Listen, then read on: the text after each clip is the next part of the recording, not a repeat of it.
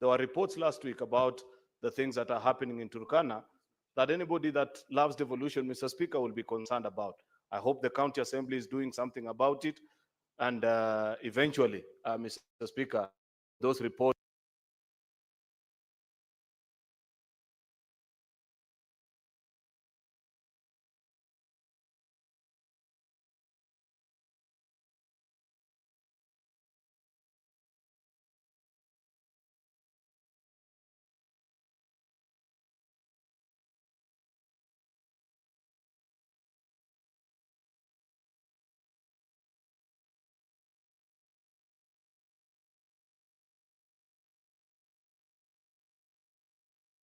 get to the Senate.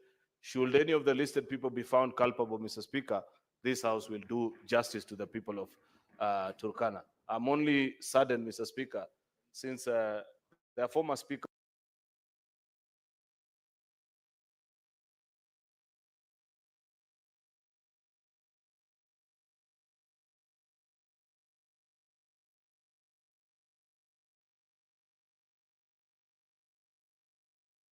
was a very good friend of mine. We served with him in this House as members for the last 2 terms. Unfortunately, they seem to have fallen out with the Assembly and he's now out.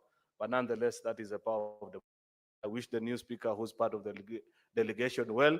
May he serve to the great goodness of the people of Turkana. I thank you, Mr. Speaker.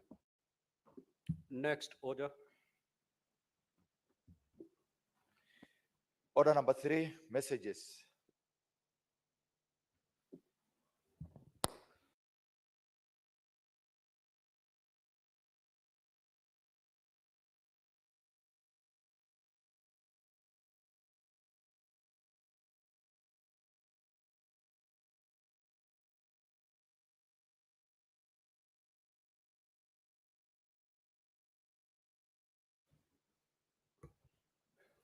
Honorable Senators, I wish to report to the Senate that pursuant to Standing Order 46.3 and 4.4, I received the following message.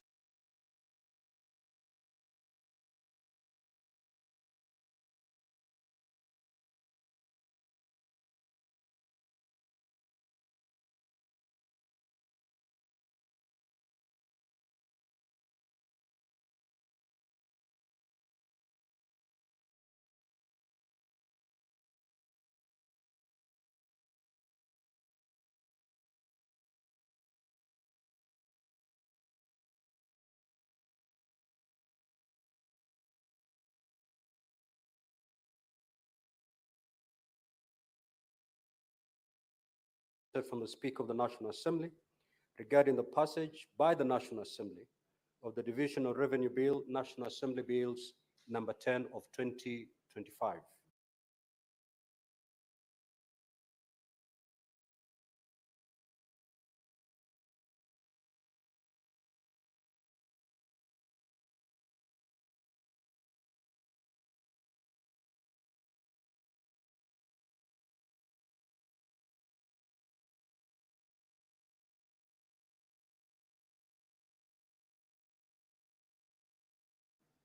The message, which is dated Monday, 14th April 2025, was received in the office of the Clerk of the Senate the same date, and pursuant to the said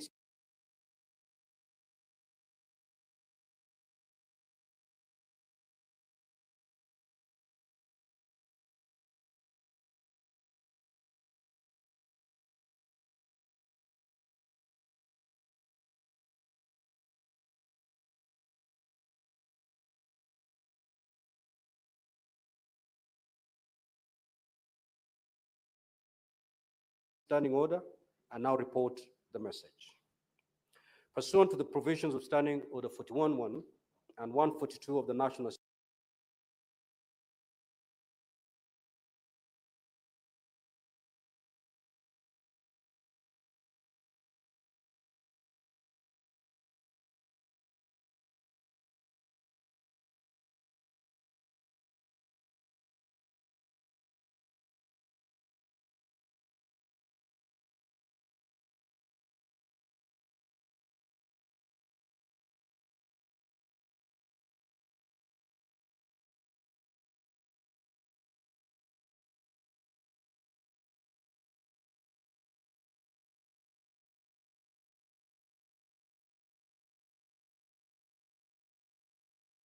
Assembly standing orders, I hereby convey the following message from the National Assembly.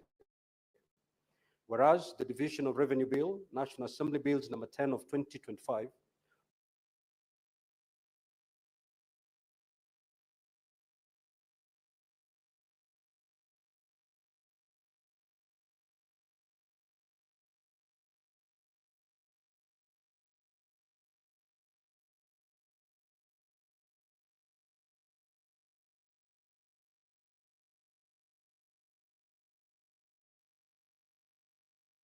was published via Kenya Gazette Supplement number 38 of the 12th of March 2025 to provide for the equitable division of revenue raised nationally between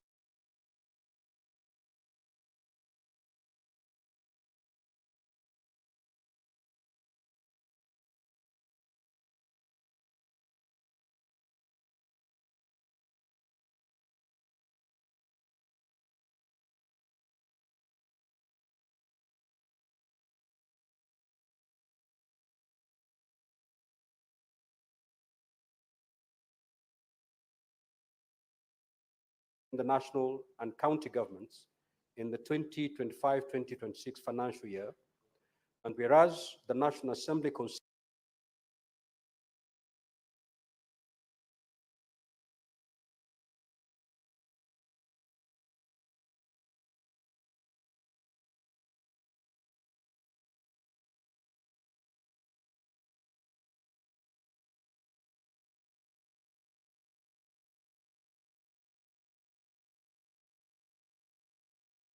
the said bill and passed it without amendments on Wednesday, the 9th of April 2025, in the form attached here.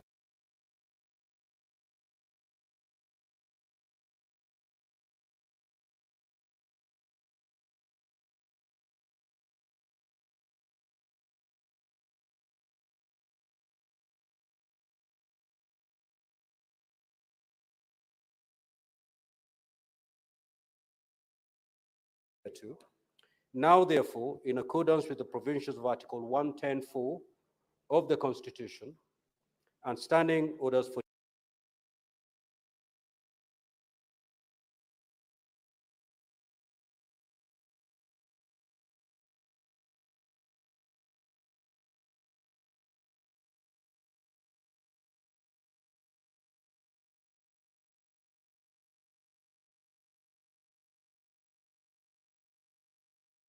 and 142 of the National Assembly Standing Orders, I hereby refer the bill to the Senate for consideration. Now, honorable senators, pursuant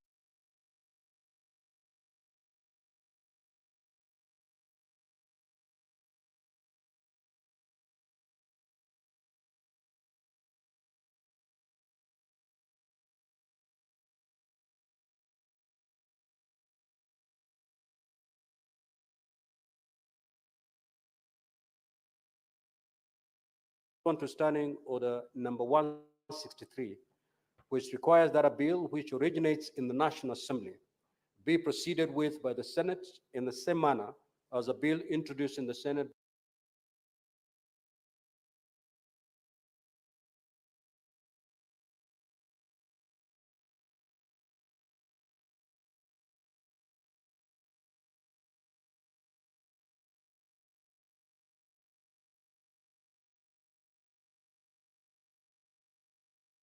by way of first reading in accordance with Standing Order number 144. Honorable senators, as you may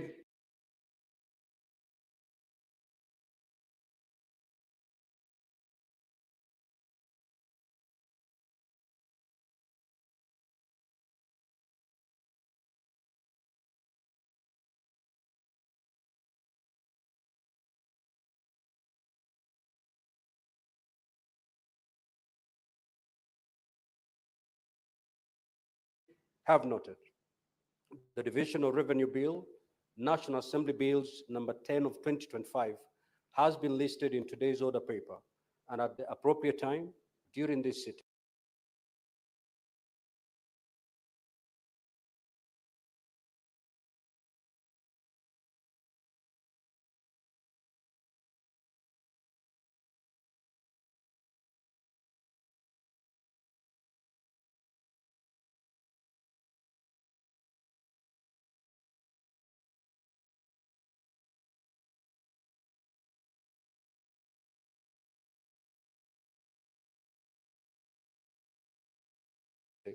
I will direct the clerk to read the bill a first time. I thank you. Next order.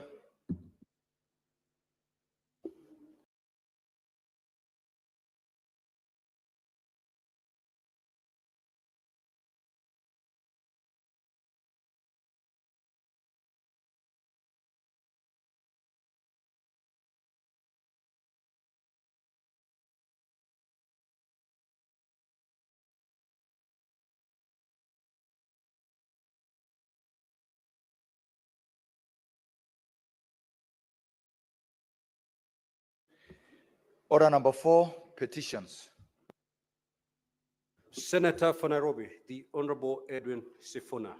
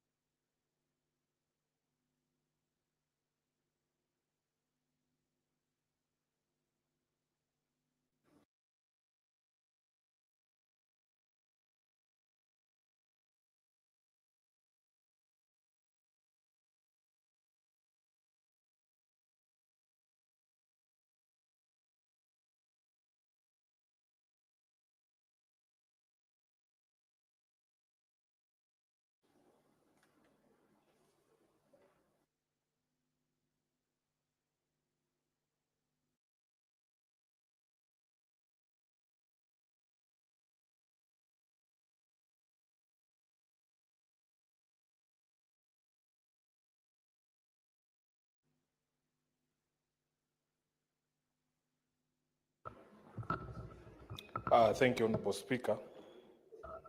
This is a petition to the Senate of the Republic of Kenya regarding the eviction of Korogosho community living in the Nairobi River corridor after its declaration as a special planning area. Honorable Speaker, we, the undersigned, on behalf of the Korogosho community in Ruaraka constituency, being peace-loving and law-abiding citizens of the Republic of Kenya, and in exercise of our right under Article 119 of the Constitution of Kenya, which grants every person the right to petition Parliament on any matter within its authority, do hereby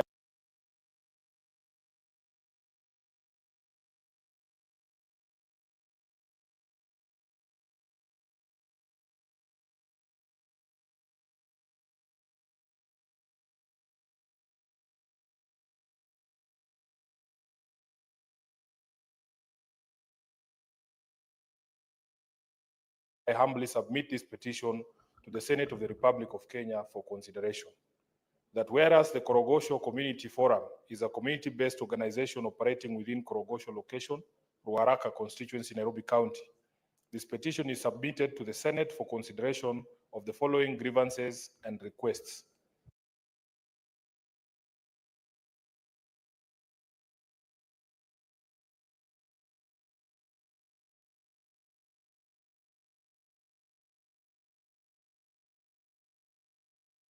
That on the 5th of March 2025, the Nairobi City County issued a notice in the local dailies declaring the Nairobi River corridor as a special planning area.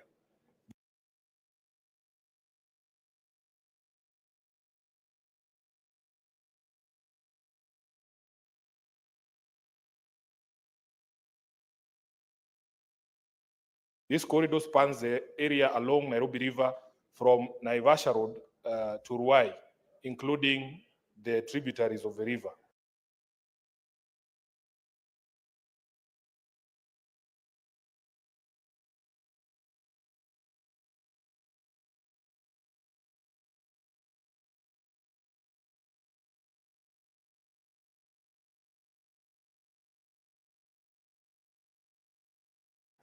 The notice declared that the corridor extends 60 meters beyond the high water mark on either side of the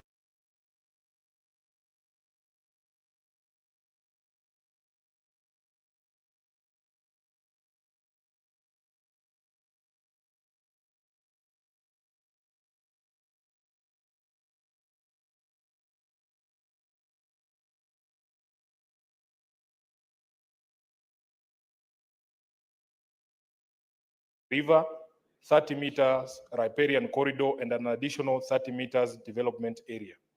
That the purpose of this petition is to draw the attention of the Senate to several grievances and concerns raised by the residents of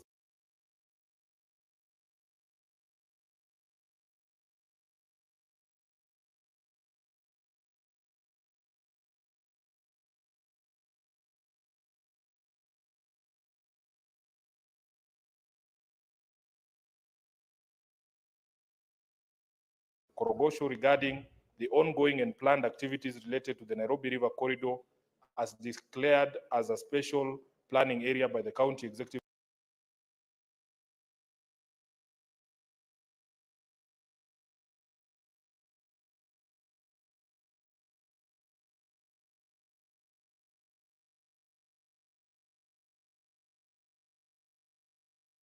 Committee of Nairobi City County.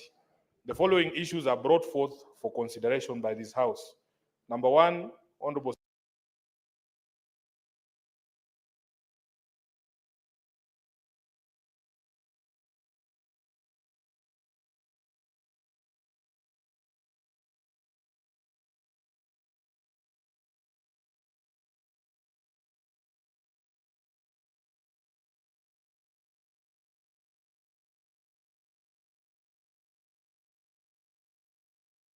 Speaker, lack of adequate notice and or public participation. The public notice for the declaration of the Nairobi River Corridor as a special planning area by the CEC, Nairobi City County, dated 6th March 2025,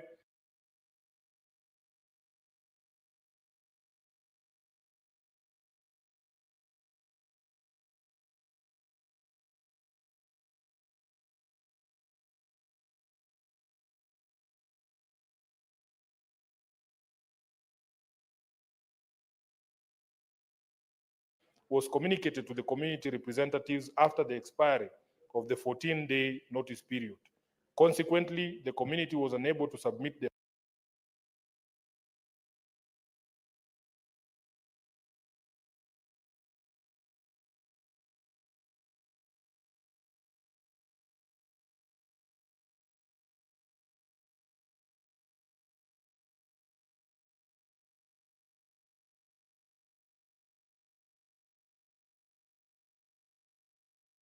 opinions and memoranda on this matter. The reasons for the delay can only be known to the local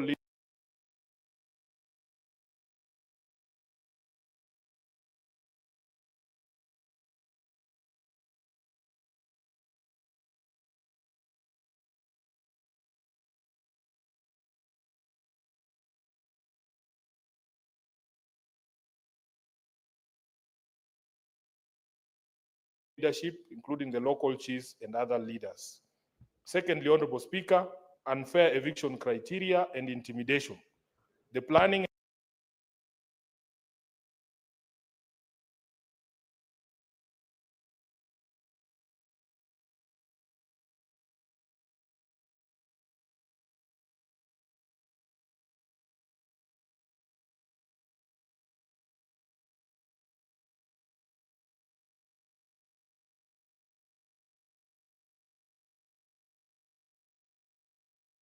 and eviction process for those affected along the Nairobi River Corridor has been marked by intimidation.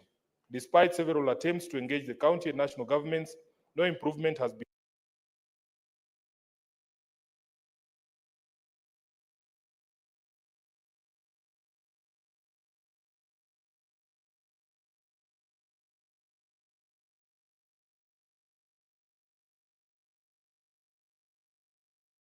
made to ensure a fair process.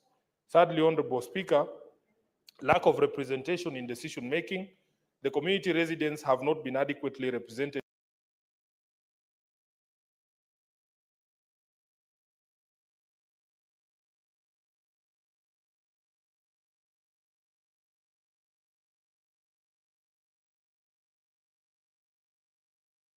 in the decision-making processes regarding the planning and eviction exercises. Public participation has not been conducted in any meaningful or inclusive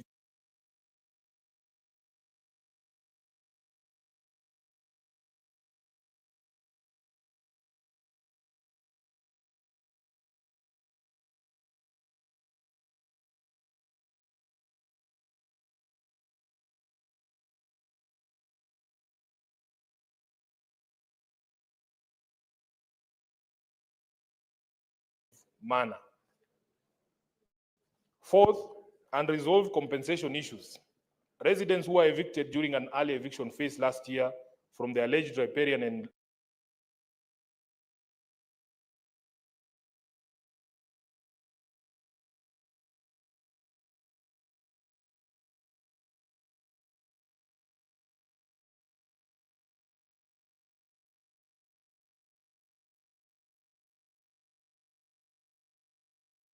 land remain uncompensated. To date, no clear communication has been made concerning their fate or any compensation plans. And lastly, Honorable Speaker, a lack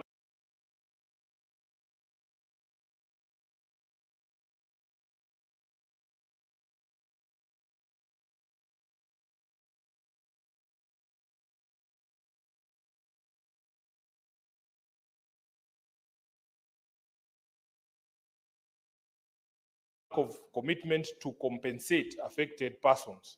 There is a notice by the county government of Nairobi dated 6th March 2025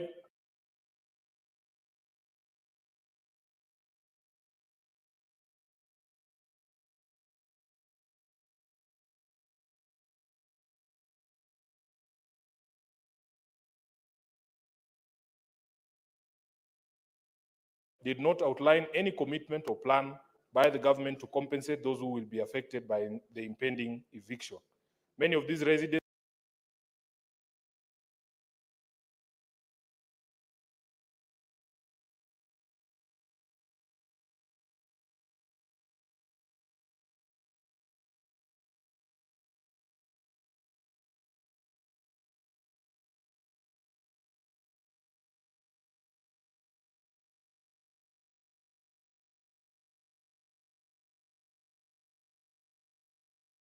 are structure owners who resided in the area their entire lives and have no other place to call home.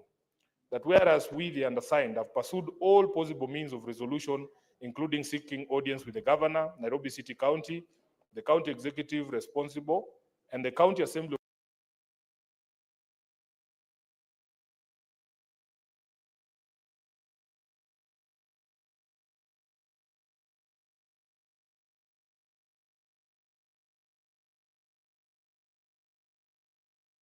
of Nairobi, all these efforts have been in vain. We therefore have been left with no option but to petition the Senate of the Republic of Kenya. We also confirm that this issue is not pending anywhere in any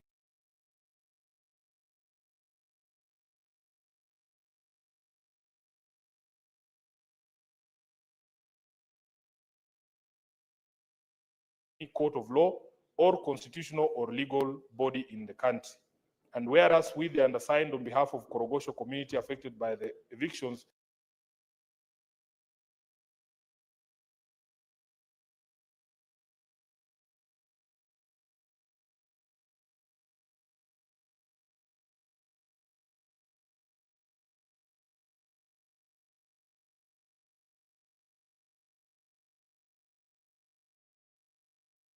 however, that number one, the Senate of the Republic of Kenya has the power and authority as well as the moral obligation to step in and save the poor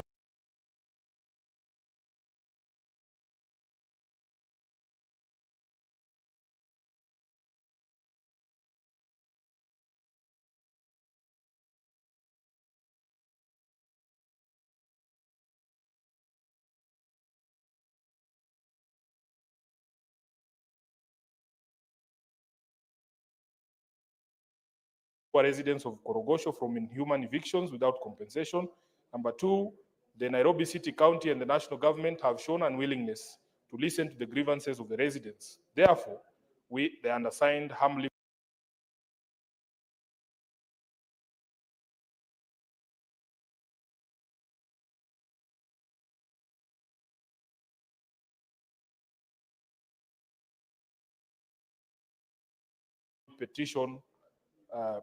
humble petitioners pray that the Senate inquires into the matter and makes recommendations as follows.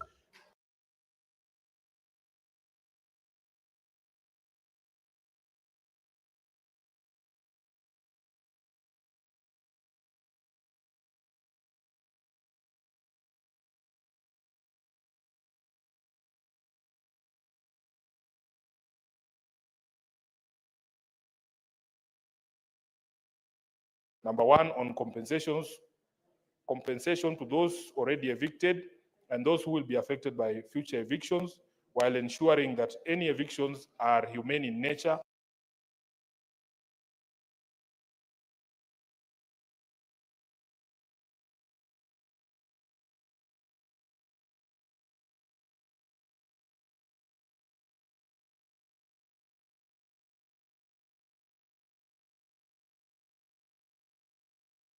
And secondly, on public participation necessary as required by the Constitution, and that community representatives are included in all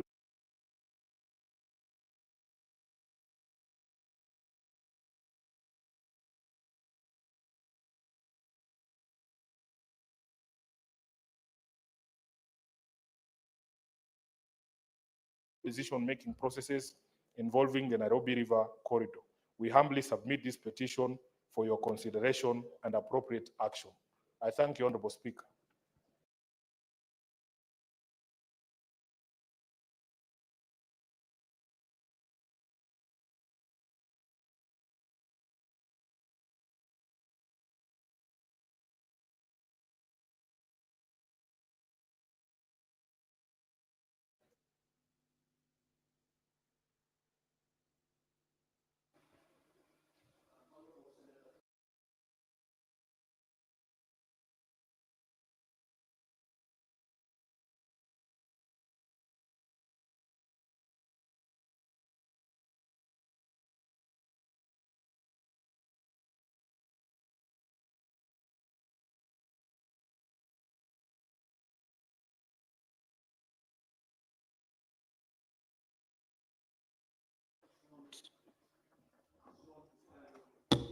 Pursuant to Standing Order 238-1, I commit the petition the petition that has just been read out by Senator for Nairobi to the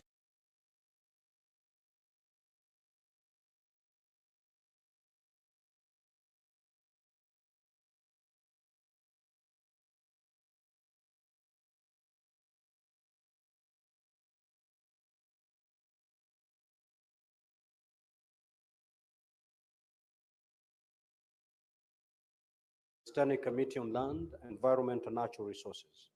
Now, in terms of Standing Order 238-2A, the committee's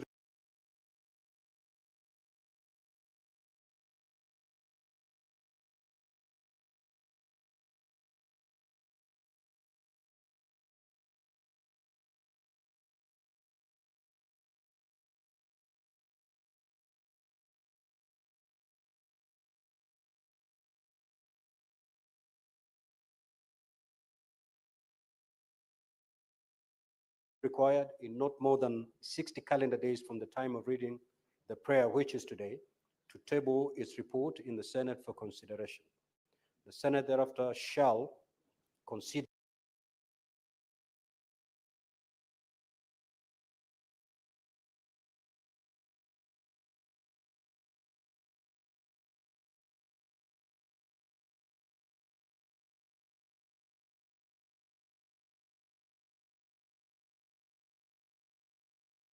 and adopt the report of the committee. Next order. Order number 5, papers.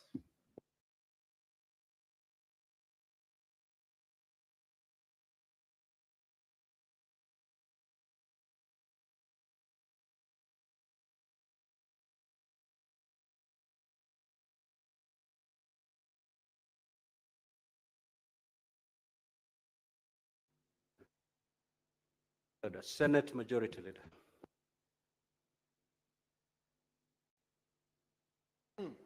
Mr. Speaker, sir,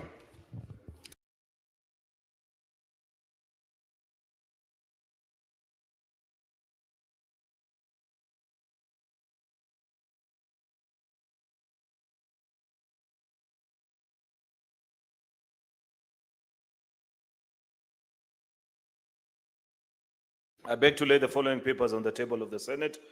Today, Wednesday, the 16th of April, 2025. These are the Sustainable Waste Management Extended Producer Responsibility Amendment number 2 Regulations, Legal Notice number 62 of 2025. The Environment Management and Coordination Water Quality Amendment number 2 Regulations, Legal Notice number 63 of 2025.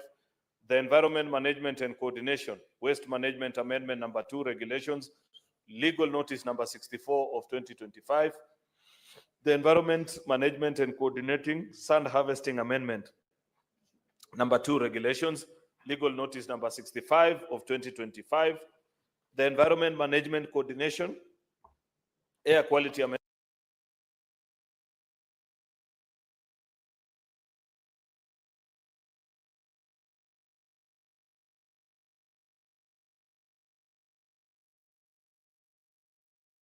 Amendment number 2 Regulations, Legal Notice number 66 of 2025. The Environment Management and Coordination Deposit Bonds Amendment Regulation, Legal Notice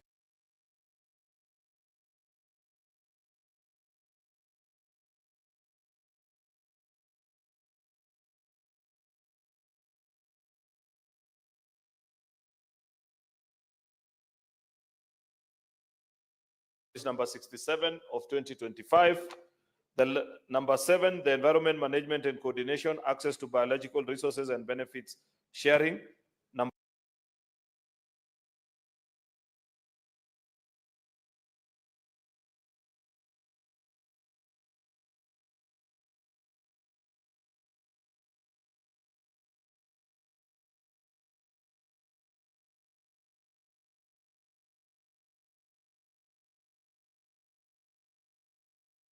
number 2, Regulations, Legal Notice number 68.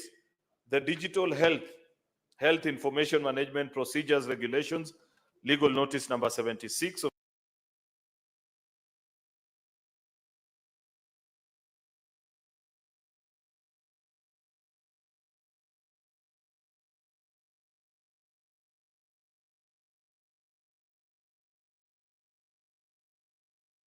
2025. The Digital Health Data Exchange Component Regulations, Legal Notice number 77 of 2025. Finally, the report of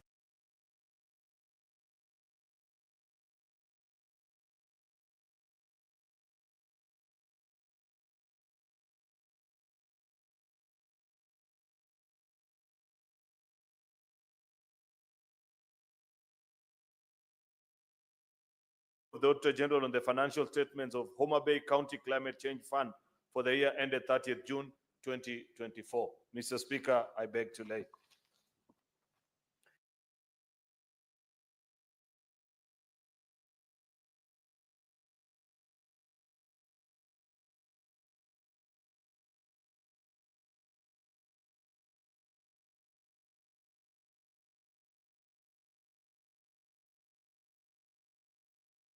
Next order.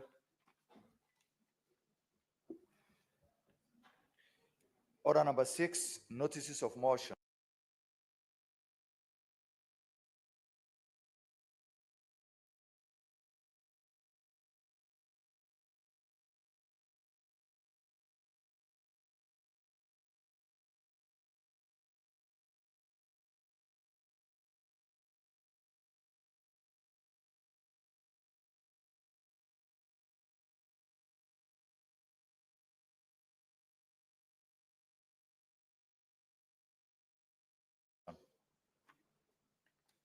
Order number 7, questions and statements. Statements pursuant to Standing Order 52-1. Senator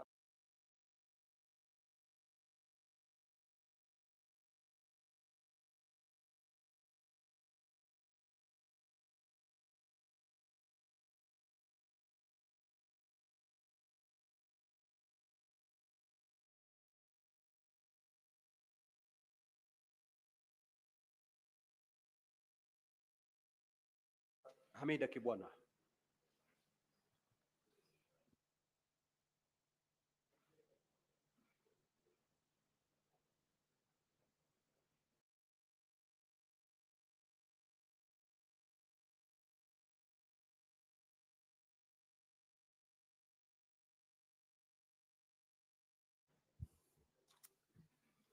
Thank you, Mr. Speaker.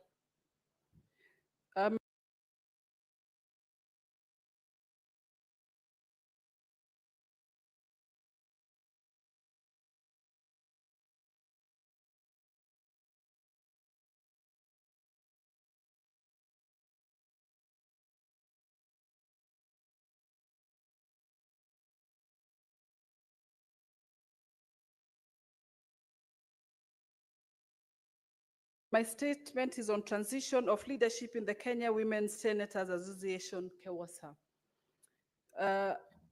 Mr. Speaker, sir, we, Senator Hamida Kibwana and Senator Maureen Tabitha Mutinda, the former chairperson and vice chairperson of the Kenya Women Senators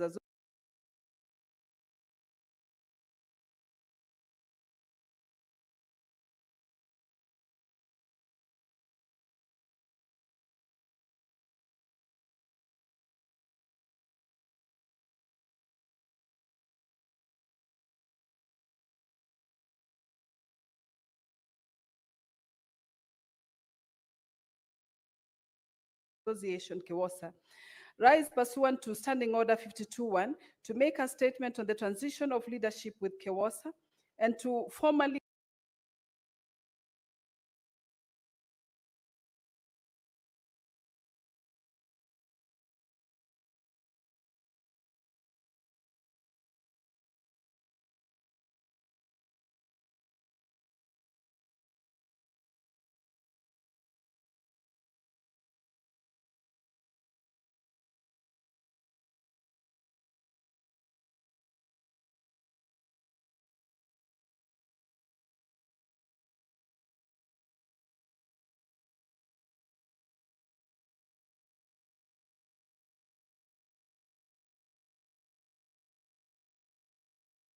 acknowledge the election of a new leadership team. We begin by expressing our heartfelt congratulations to the new elected chairperson, Senator Veronica Maina, and the vice chairperson, Senator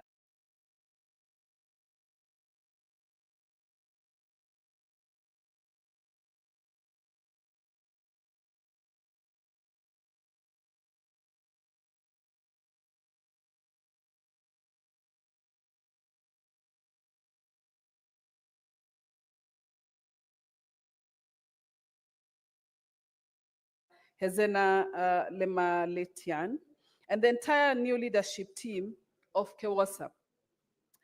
Their election is a testament of the confidence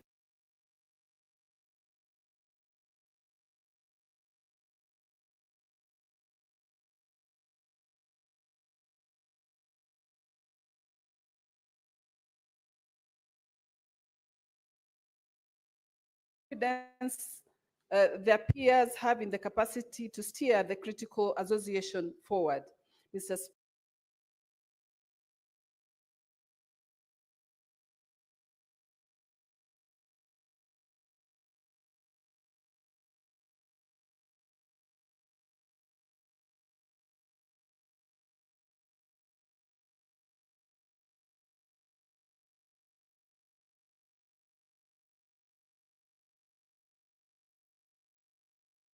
Speaker, sir, as the outgoing leadership of KEWASA, it has been our singular honor and privilege to lead KEWASA during a season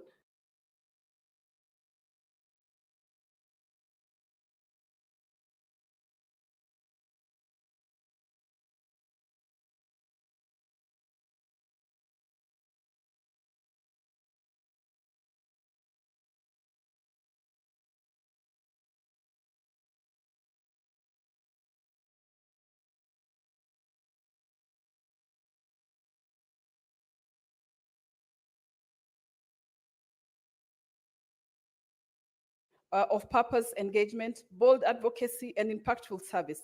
During our tenure, we championed initiatives that placed the lead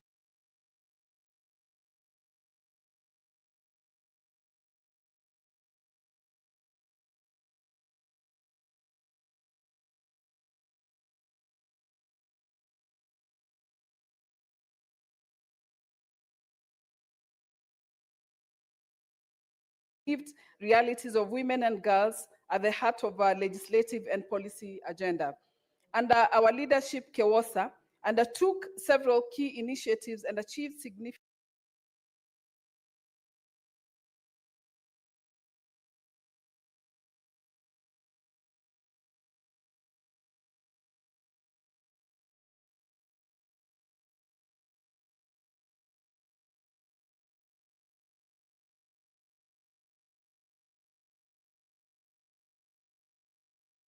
milestones, including launched a program to support women petty offenders, many of whom were held in remand facilities simply because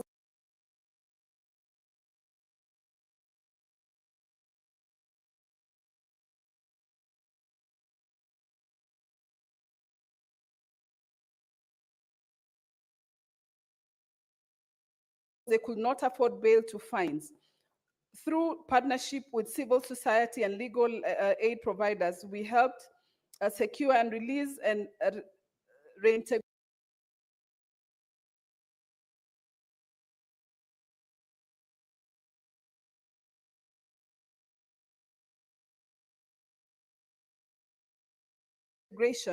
of these women back into society with dignity. Mentored and worked alongside women leaders, but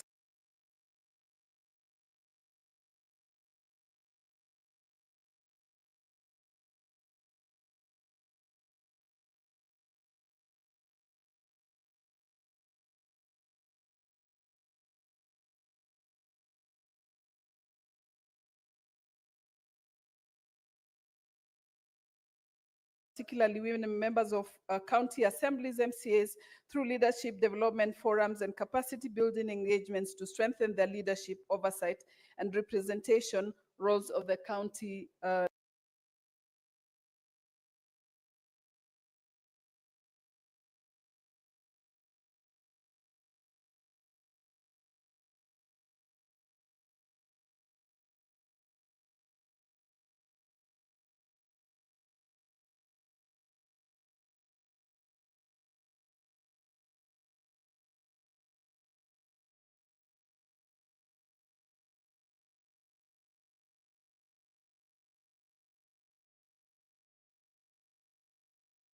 level.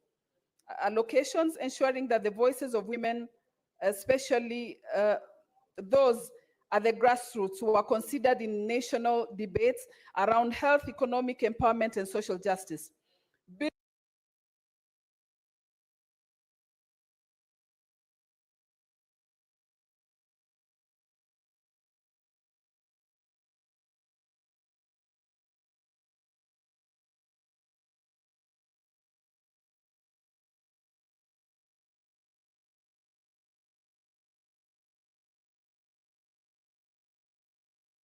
Build strong partnership. Senator for Makueni and the Senator for Kilifi, please take your seat and let the Honorable Senator Amida be heard in silence.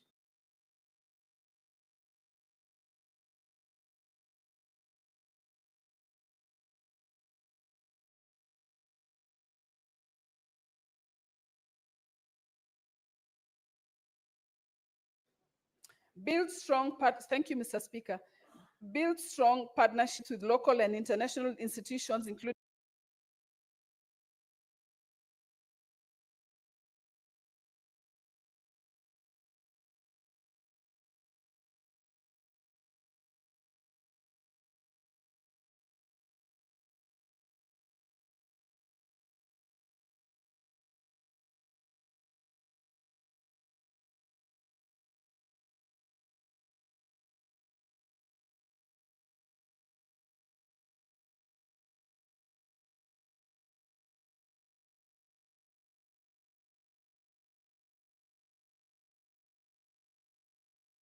the African Center for Parliamentary Affairs, ASEPA, the International Research and Exchange Boards, IREX, and Center of Multi-Party Democracy, CMD, and the Kenya Red Cross, as with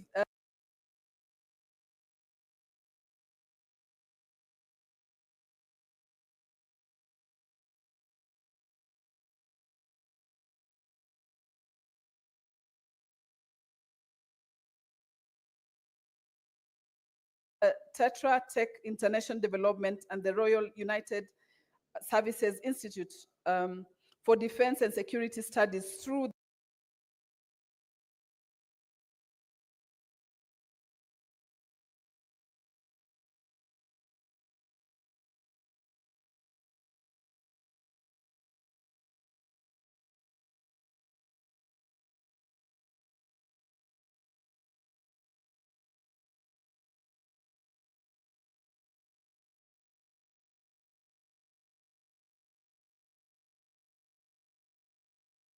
the Reducing Insecurity and Violence Extremism in the Northern and Coastal Regions of Kenya program. Mr. Speaker,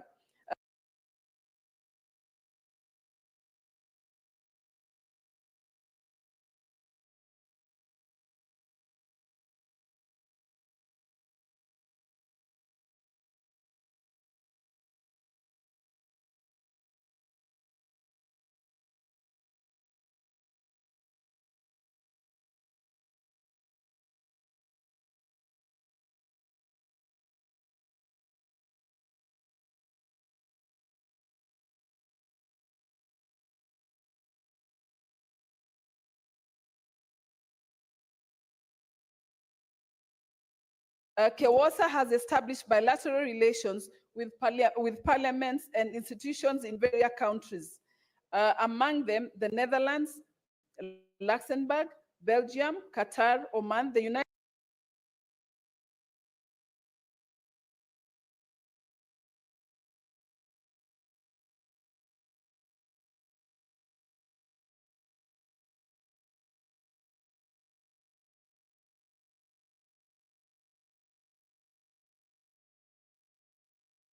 Arab Emirates, Bahrain, and Azerbaijan.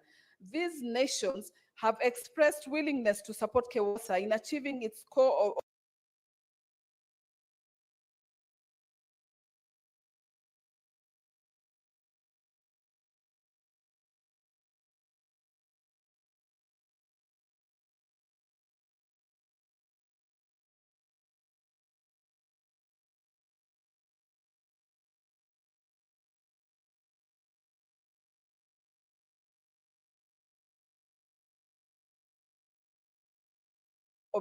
objectives and in mobilizing resources for women leaders intending to vie for elections posts. Additionally, KEWOSA has forged strategic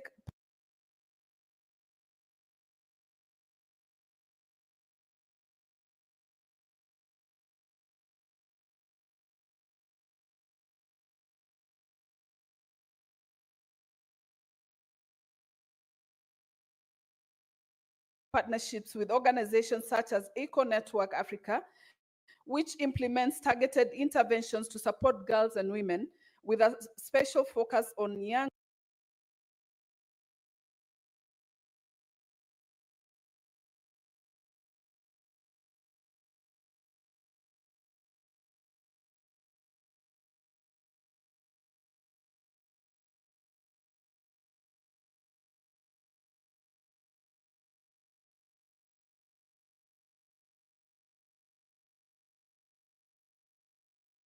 women, women with disabilities, and those from marginalized communities.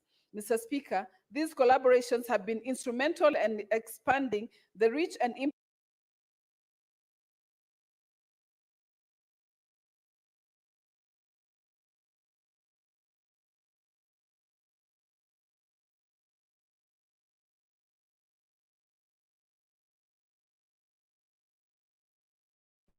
of KEWOSA's programs and in enhancing gender responsive governance across the country. They have also enabled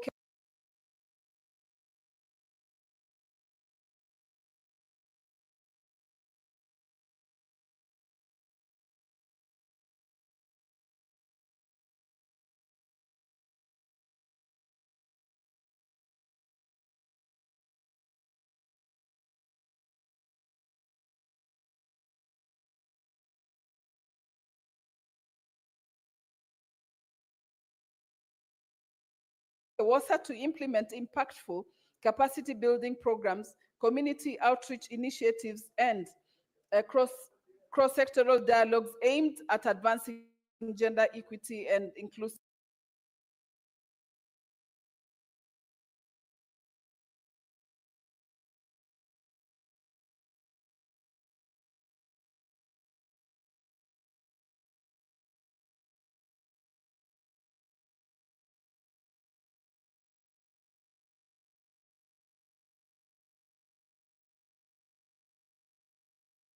governance.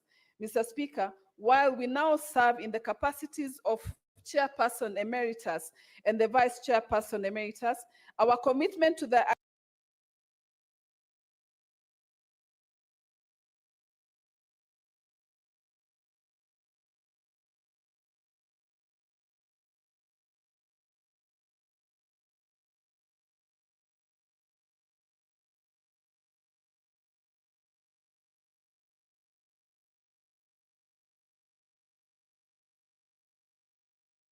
ideals and aspirations of KEWOSA remain steadfast. We pledge to support KEWOSA's new leadership and to continue championing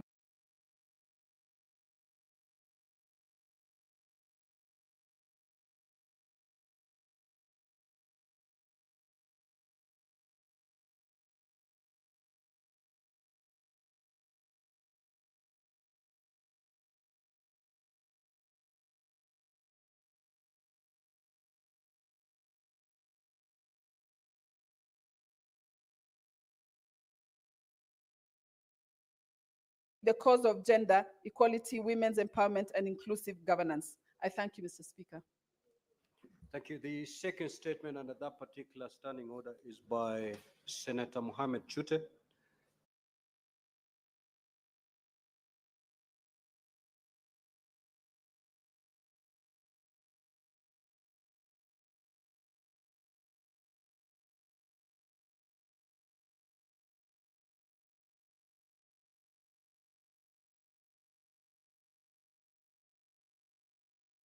Which statement is hereby dropped pursuant to a request by the said senator to have the statement dropped. Before I call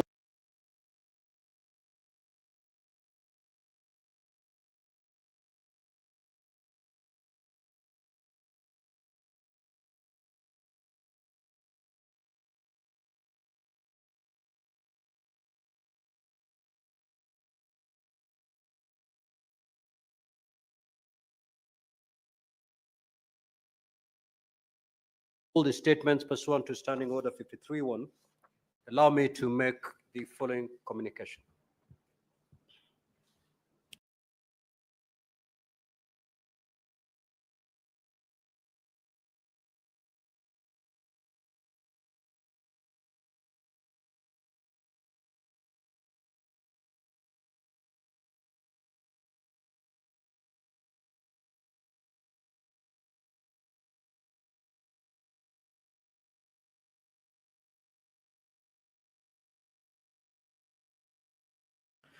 I'd like to acknowledge the presence in the public gallery this afternoon of visiting teachers and pupils from PCA, Emmanuel Child Development Center, Kibra, in Nairobi County. The delegation comprises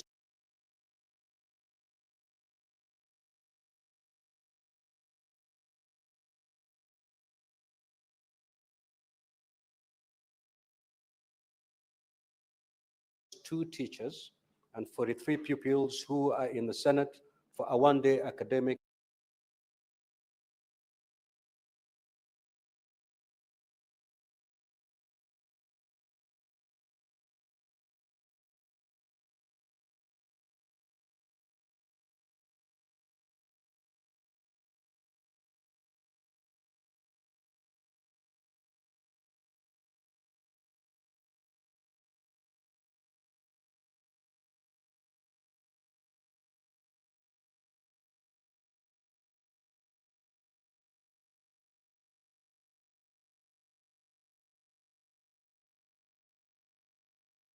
exposition. Now, honorable senators, in our usual tradition of receiving welcoming guests to Parliament, I extend a warm welcome to them, and on behalf of the Senate, on my own behalf, wish them a fruitful visit.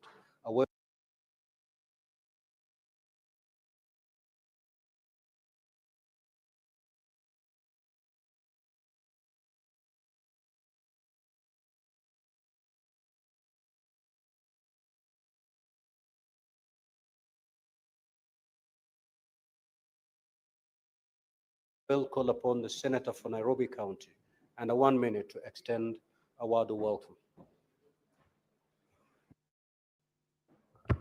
Thank you, Honorable Speaker.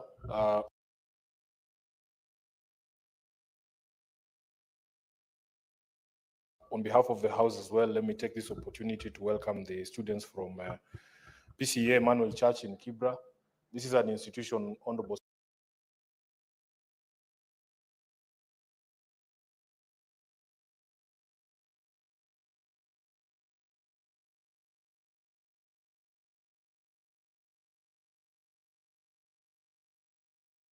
Speaker, that has almost close to 300 students aged between 3 years and 22 years.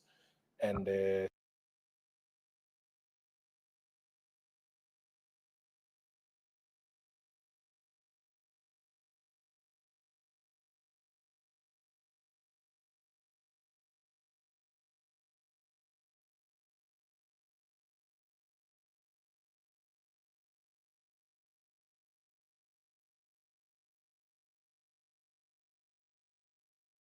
the center works in collaboration with an organization known as Compassion International to try and impart skills and develop talents of these young kids so that they're able to be pulled from their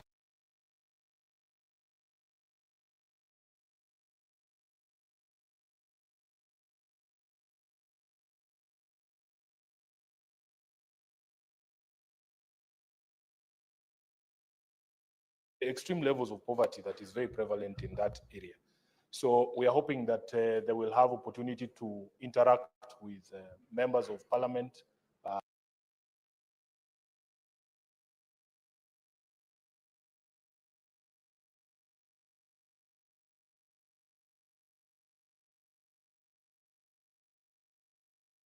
As their senator, I'm available for them and to follow debate. I'm sure they have followed some of the things that have already been presented here.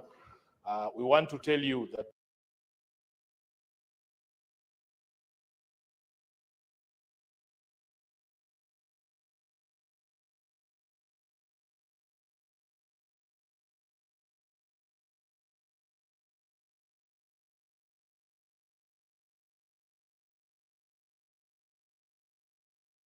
it doesn't matter what your background is. You work hard in school and you will find yourself one day being the senator of Nairobi, standing here and representing the great county of Nairobi. So I wish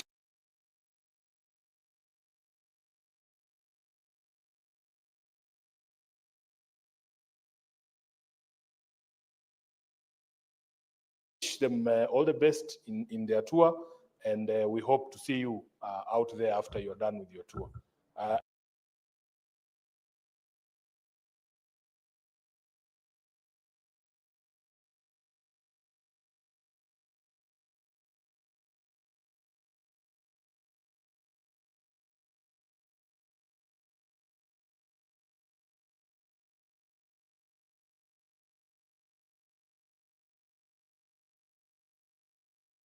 And if there's any other senator that you would want me to bring along, just let me know. I know the senators from Alliance are not the best role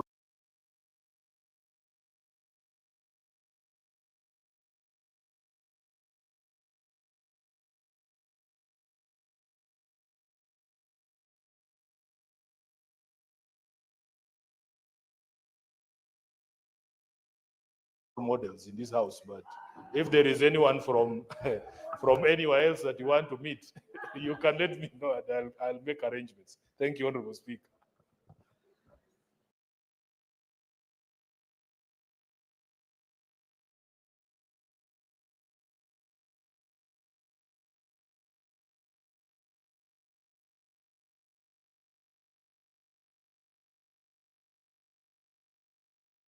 Statements pursuant to Standing Order 53-1, Senator for Samburu County, Honorable Dr. Lelegwe.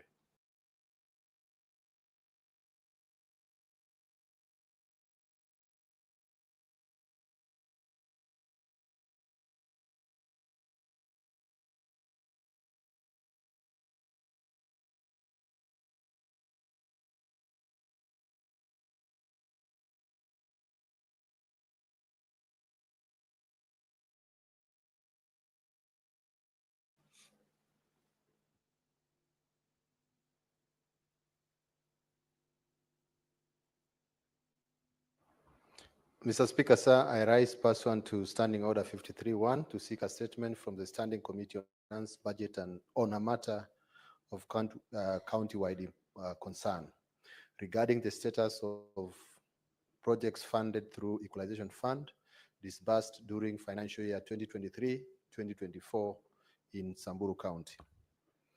In the statement, the committee should address the following. One, the list of all projects funded through the Equalization Fund in Samburu County in financial year 2023-2024, indicating their respective budget allocations and implementation timelines. Two, the criteria used in identifying and selecting the projects and whether public participation was conducted pursuant to Article 232(1)(d) of the Constitution, including details of the participation exercises held and stakeholder involvement. Three, the current implementation status of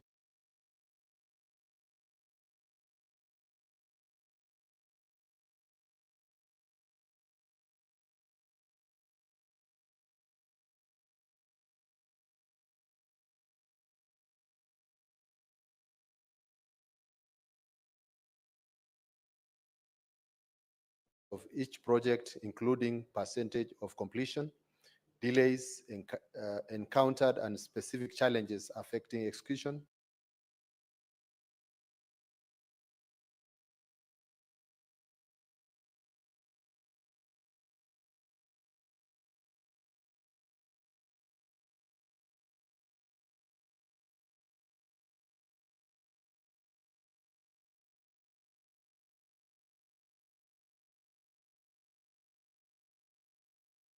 Along with mitigation measures being undertaken. And four, the disbursement structure of the funds, including the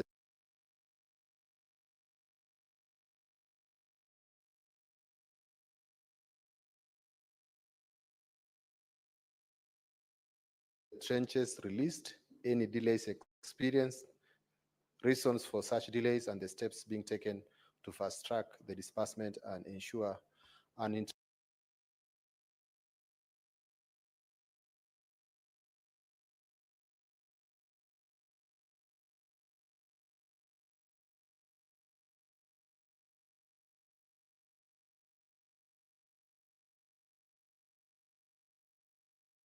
interrupted project implementation. Thank you, Mr. Speaker. Senator S.C. Okenyuri.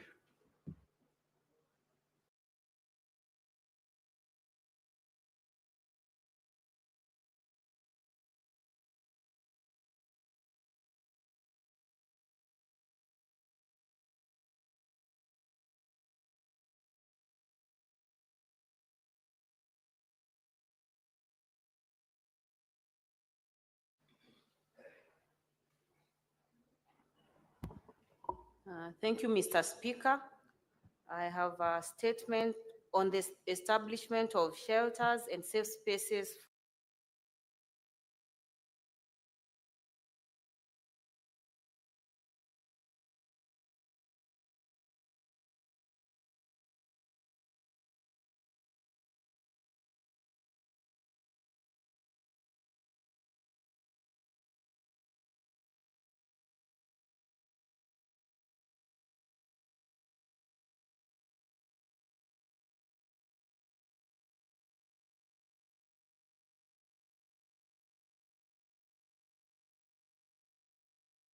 for homeless children and vulnerable mothers. Mr. Speaker, sir, I rise pursuant to Standing Order 53-1 to seek a statement from the Standing Committee on Labor and Social Welfare on a matter of national concern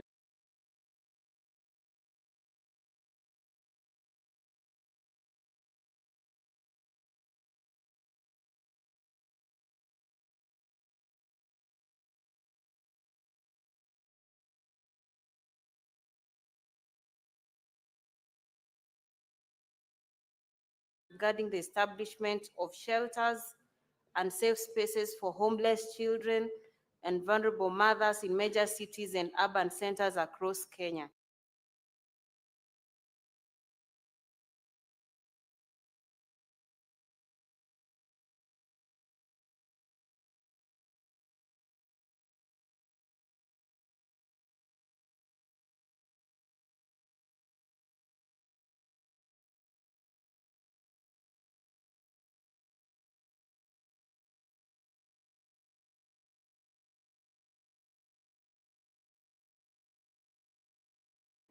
In the statement, the committee should address the following. One, whether the national government in collaboration with county governments has established well-equipped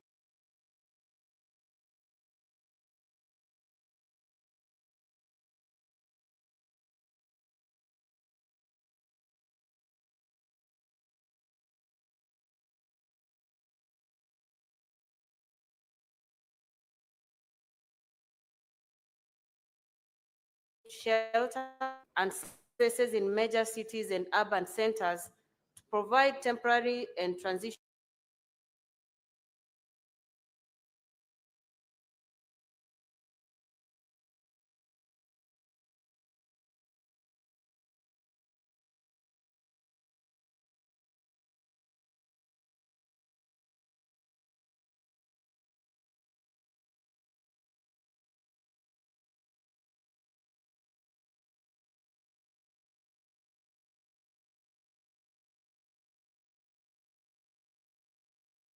housing for homeless children and vulnerable mothers.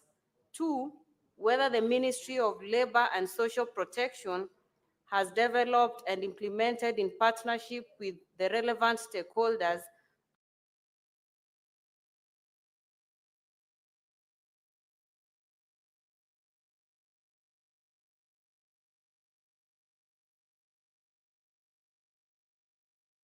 a comprehensive national policy framework for rehabilitation, reintegration,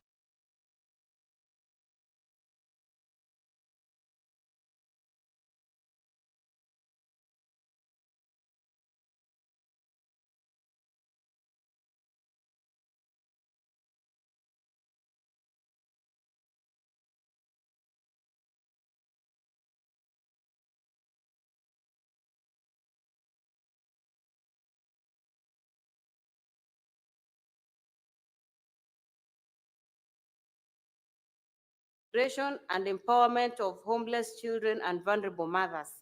Three, whether county governments through their social welfare and child protection departments have identified rescue and holistic support services, including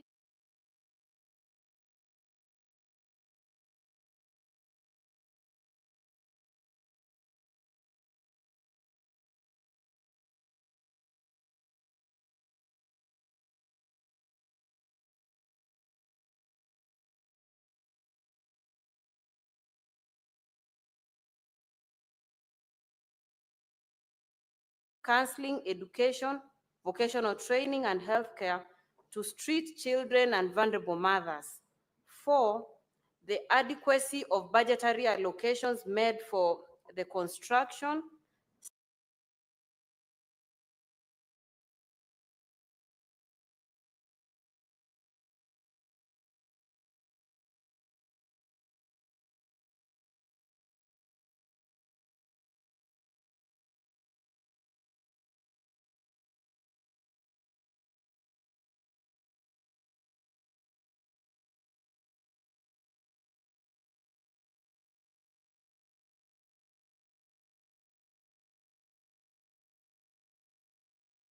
staffing and maintenance of these shelters to ensure sustainability and efficiency in service delivery. Five, whether a multi-agency approach exists to enhance collaboration between government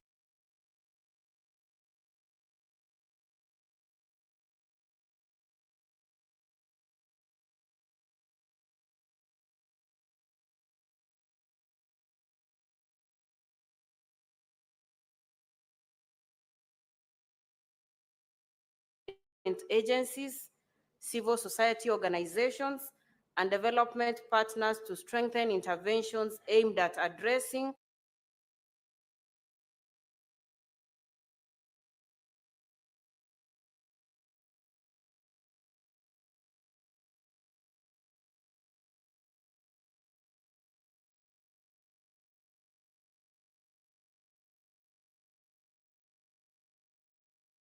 the root causes of homelessness among children and mothers, and to facilitate their social and economic reintegration.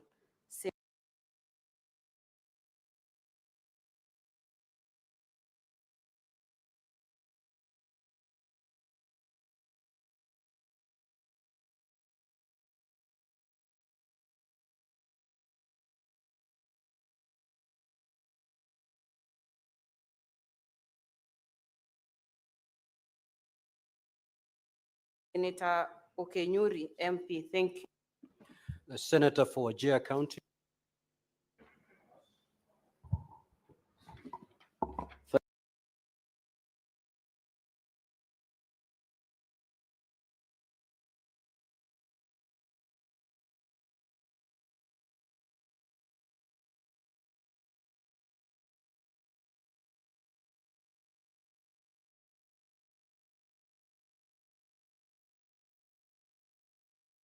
Thank you, Honorable Speaker. Honorable Speaker, I rise pursuant to Standing Order 53-1 to seek a statement from the Standing Committee on Roads, Transport, Housing,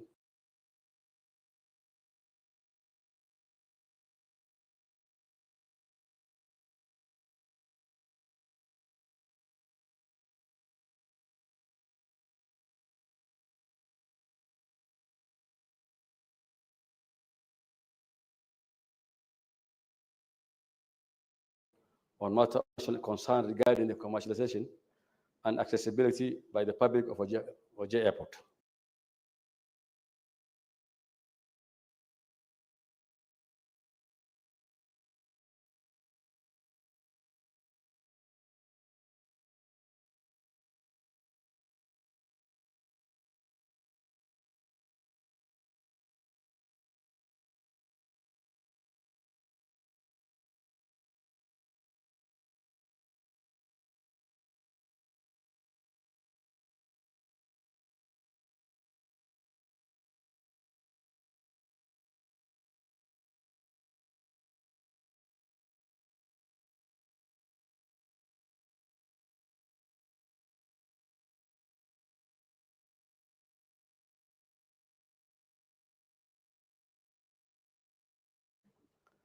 Honorable Speaker, although Wajir Airport is designated for civilian use, it continues to operate primarily as a military base under strict control of the Kenya Defence Force, KDF.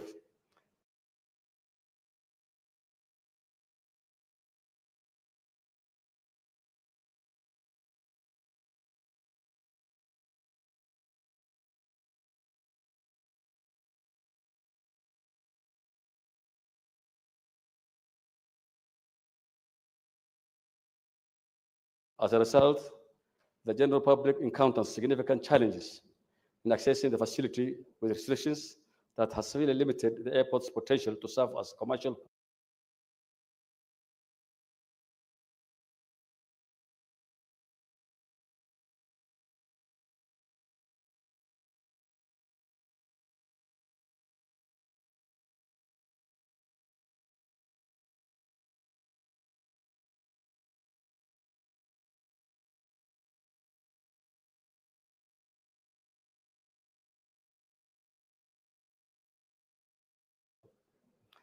hub for northern Kenya.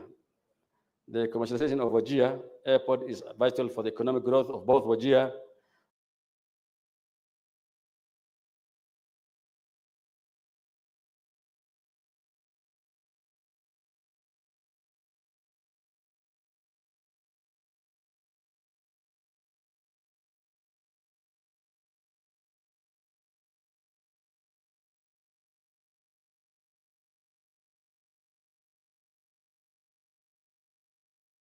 and the wider northern Kenya airport. Honorable Speaker, Wajir Airport receives every day 2 or 3 passenger flights and several flights at transit from Somalia, those, especially those that carry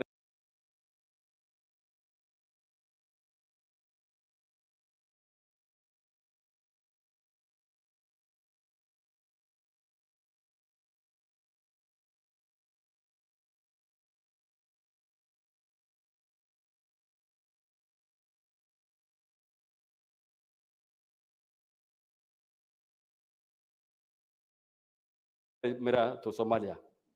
However, the continued military-centric management of the airport has become a bottleneck that demands urgent attention. Honorable Speaker, in the statement,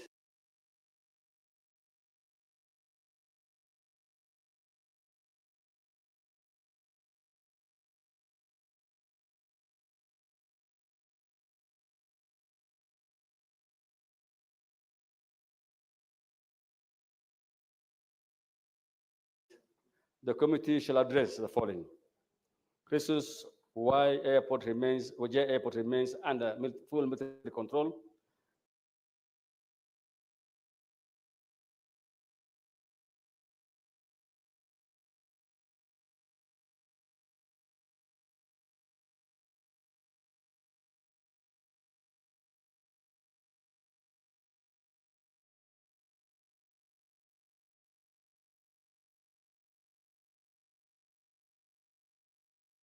Despite ongoing efforts to commercialize, thereby limiting civilian access to the service. Why the Kenya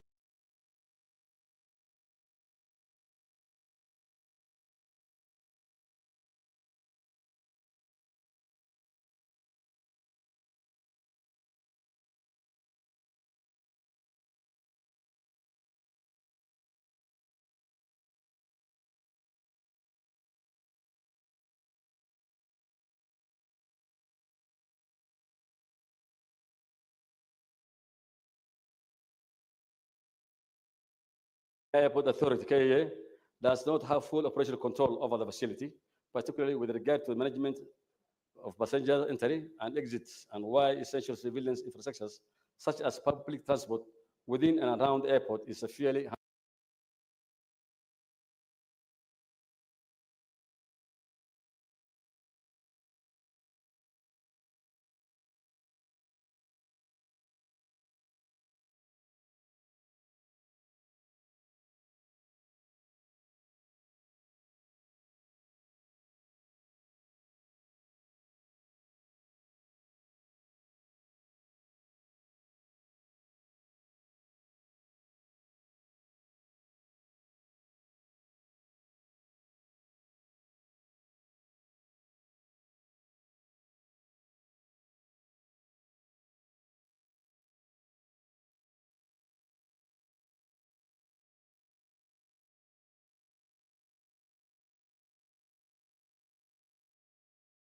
hampered.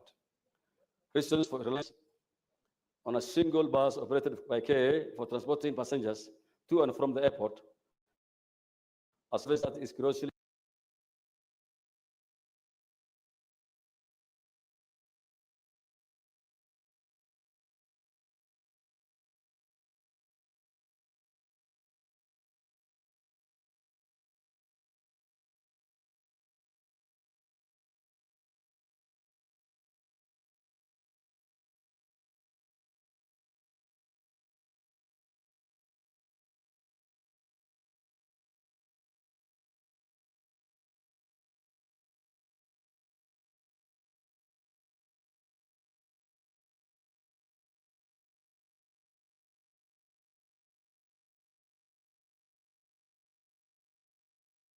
inadequate given the volume of users as a public vehicles are prohibited from dropping off or picking up passengers at the airport, restricting that often leaves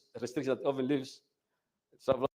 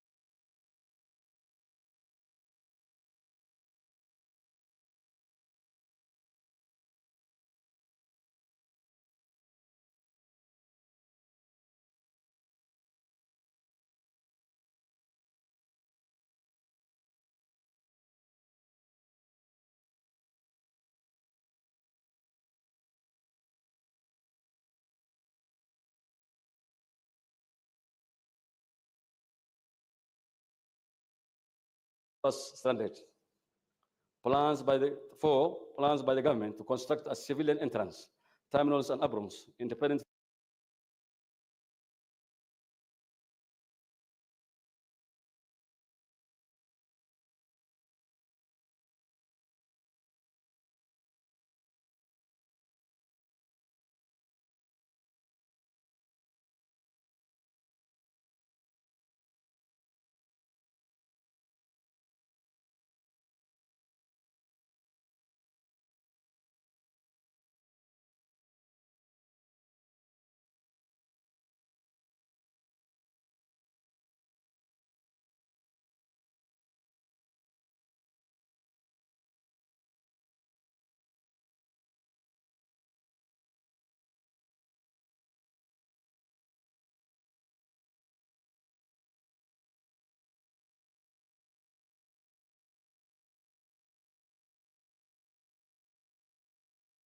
from areas managed by the KDF in order to ease passenger movement and improve public accessibility. Thank you, Mr. Speaker. Senator Tabitha Mtinda.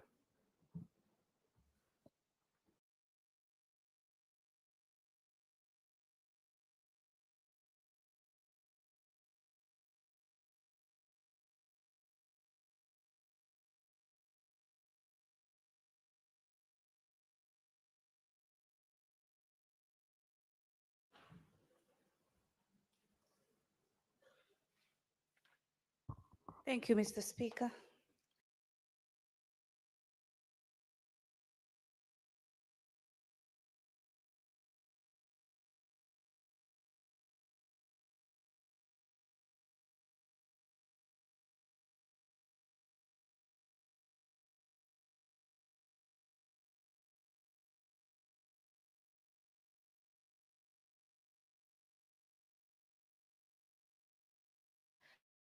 I rise pursuant to Standing Order 53-1 to seek a statement from the Committee of Trade, Industrialization and Tourism on a matter of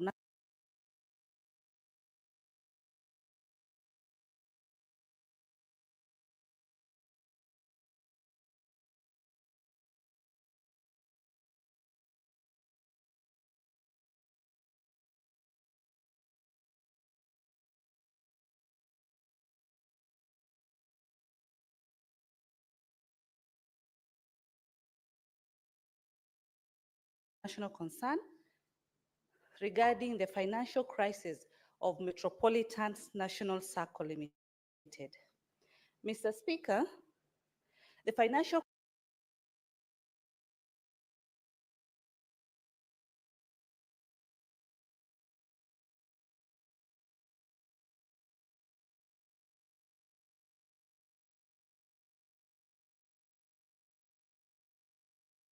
crisis at the circle, which has been declared technically insolvent by the Commissioner for Cooperatives, has left over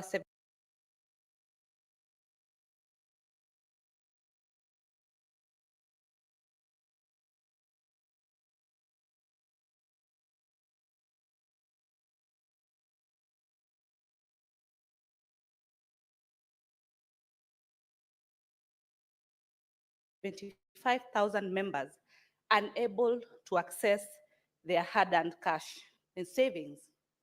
Mr. Speaker, this situation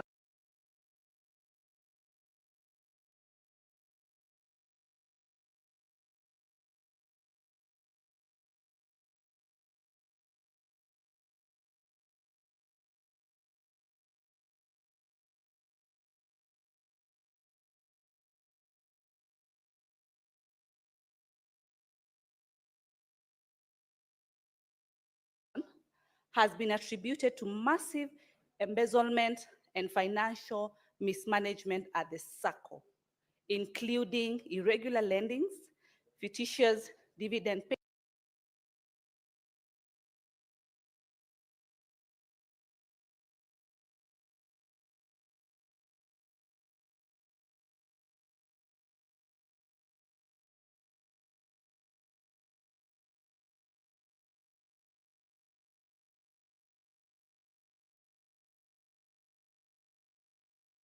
payments and fraudulent loan disbursements to non-existent members. In this regard, I do request the committee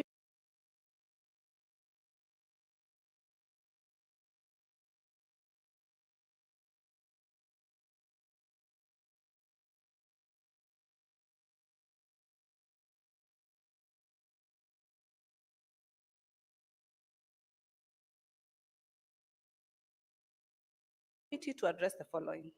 One, the current financial status of Metropolitan National Circle Limited. Two,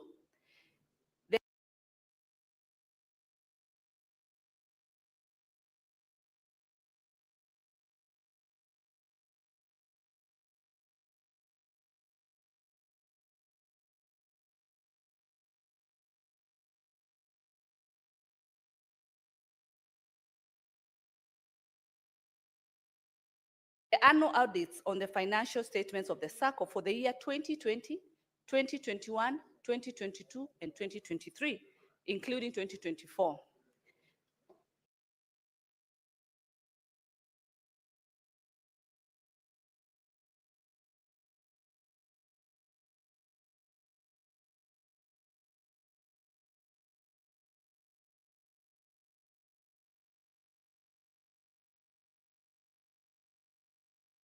And include the actions taken to address any advance opinions or audit queries that had been raised earlier.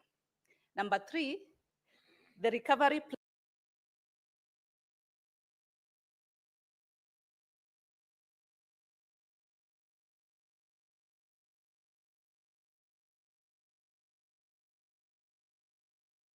plan in place for the SACCO, including plans underway to ensure that members are able to access their savings.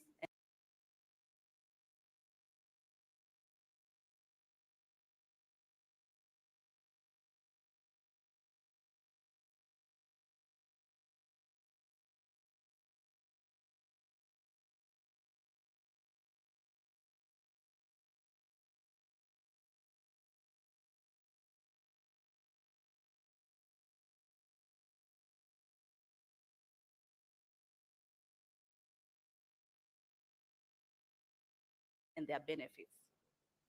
To identify the identities of persons involved in the embezzlement and financial mismanagement at the SACCO, including the actions that have been taken to ensure that they are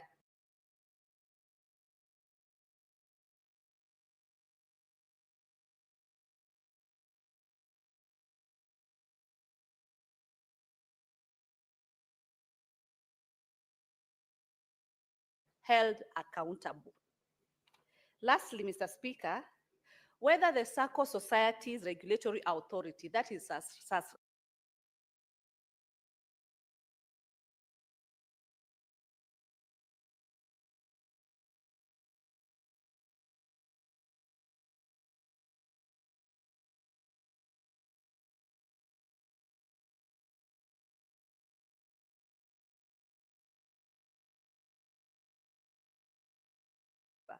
played its role in ensuring compliance with established policies as well as the proposed reforms to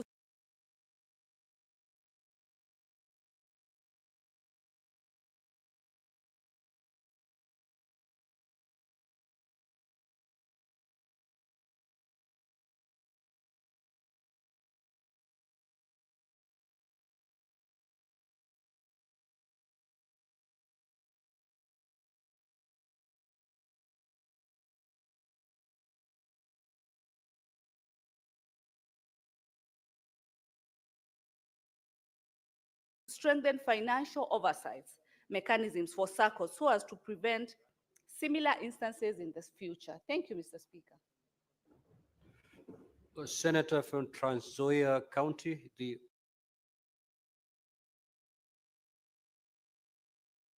Honorable Alan Chesang.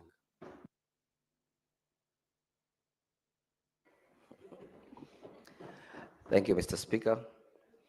I rise pursuant to Standing Order 53-1 to seek a statement from Standing Committee on Finance and Budget on a matter of county-wide concern regarding the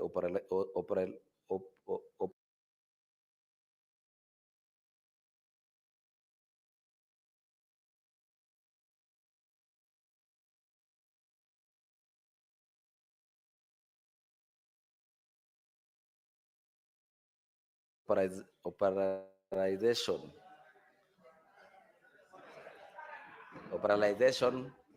of the Nawiri Fund by the Trans Nzoia County,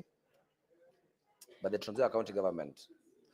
In the statement, the committee should address the following: 1, the details of the operationalization of the Nawiri Fund, including the legal framework establishing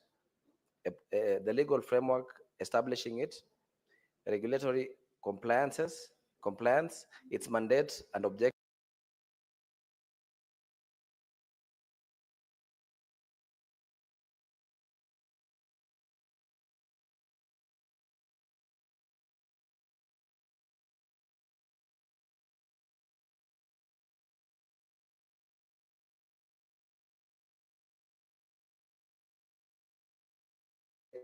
objectives, including whether public participation was conducted prior to its establishment, pursuant to Article 232(1)(d) of the Constitution. Number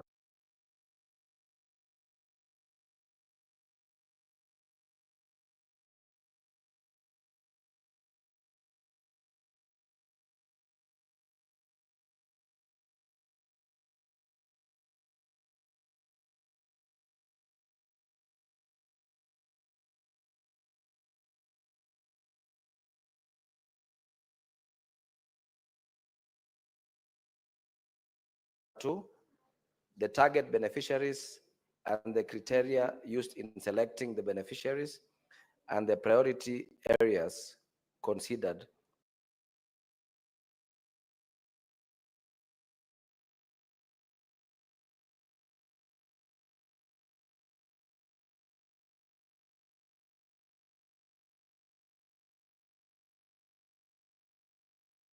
in the disbursement of the funds.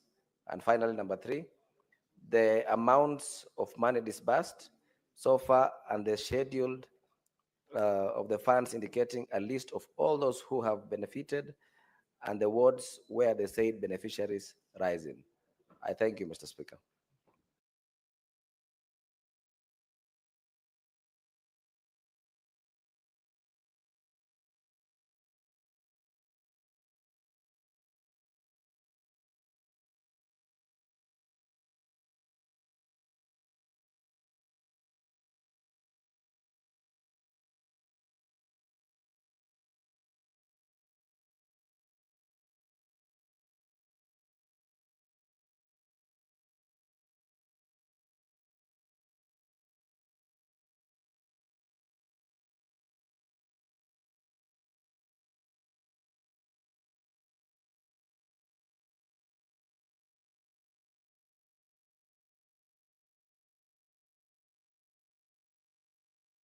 The Senator for Kirinyaga County, the Honorable James Mrango.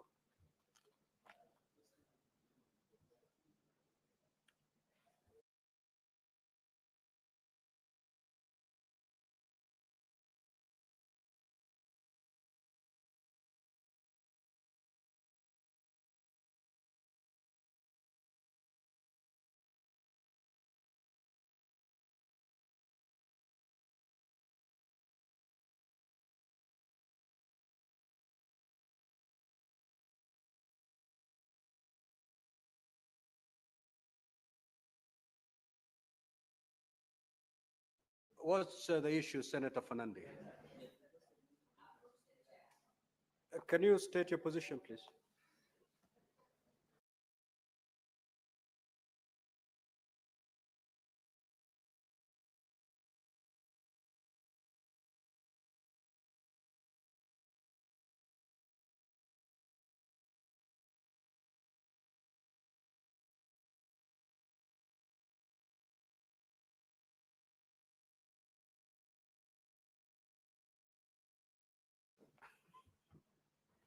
Mr. Speaker, Senator Murango had requested me to read on his behalf.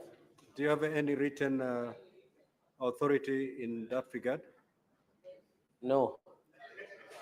Then that statement Senator Kinyua was a witness. that statement is dropped.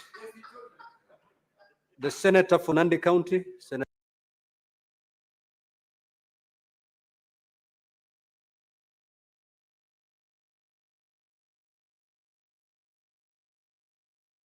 Chirange, you may proceed to read your statement.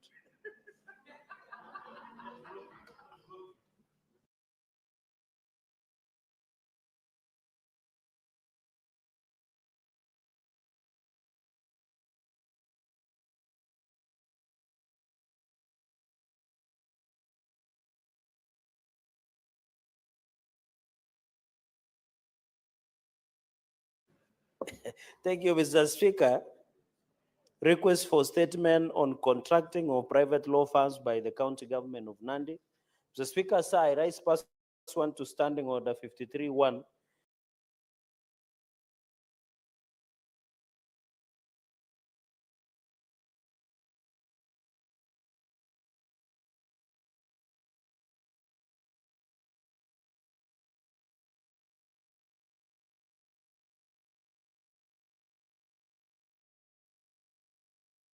to seek a statement from the Standing Committee on Justice, Legal Affairs, and Human Rights on a matter of county-wide concern regarding the contracting of private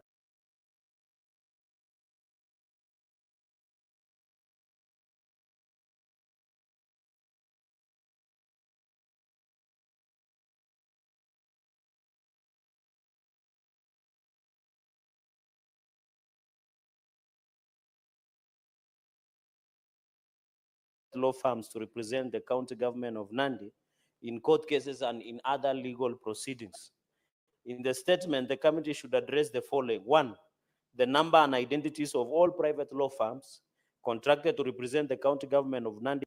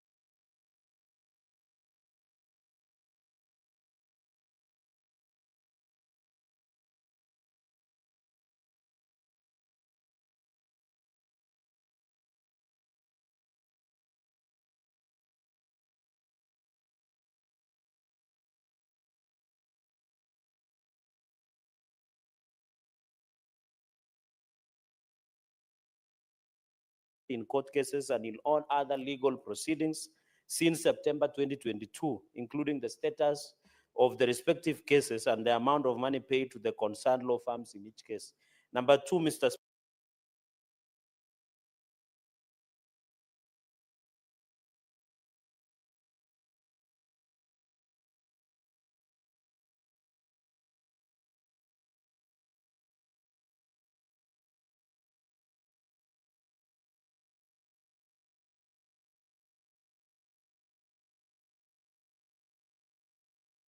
Speaker, sir, the processes followed by the county government of Nandi in contracting the law firms, including details in all the law firms that submitted bids in each case.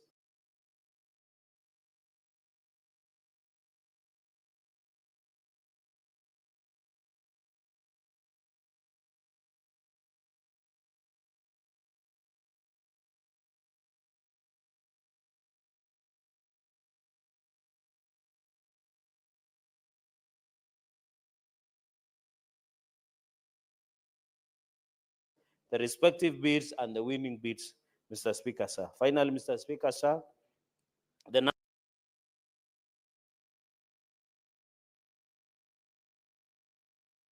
number of court cases and other legal proceedings handled by the Office of the County Attorney in Nandi County since September 2022 on the appointment and the justification for contracting private law firms to handle cases that could otherwise be handled by the Office of the County Attorney. I thank you, Mr. Speaker, sir.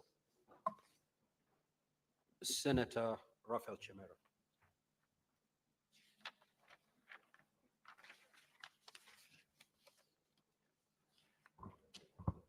Thank you, Mr. Speaker. I rise pursuant to Standing Order 53-1 to seek a statement from the Standing Committee on Lands, Environment, and Natural Resources on a matter of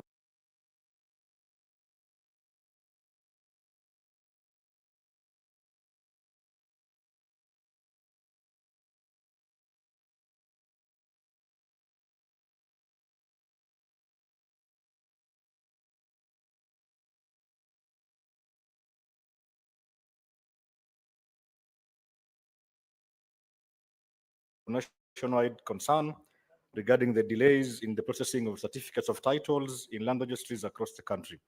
In the statement, the committee should address the following. Number one, reasons for the current delays in the processing of land titles at the land registries country.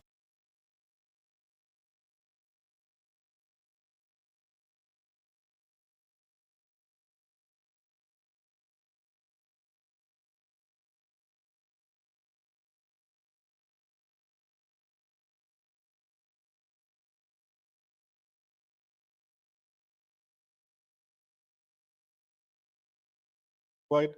Number two, shortage of necessary documents required for the processing of certificates of titles or title deeds.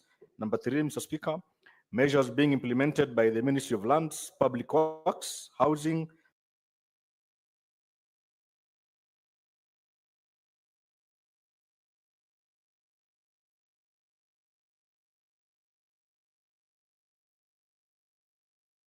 and urban development to resolve this issue, along with the timelines for restoring normal operations in land registries. Thank you, Mr. Speaker.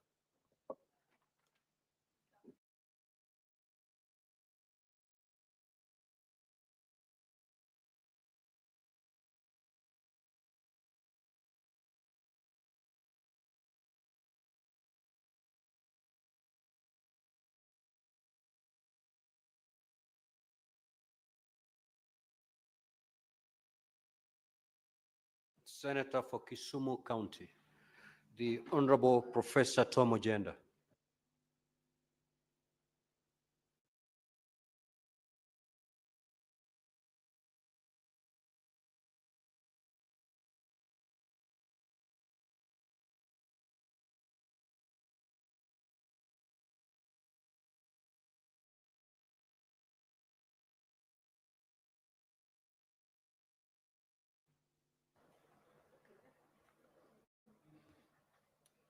Thank you, Mr. Speaker. Mr. Speaker, I have two statements this afternoon. The first statement is on the state of sanitation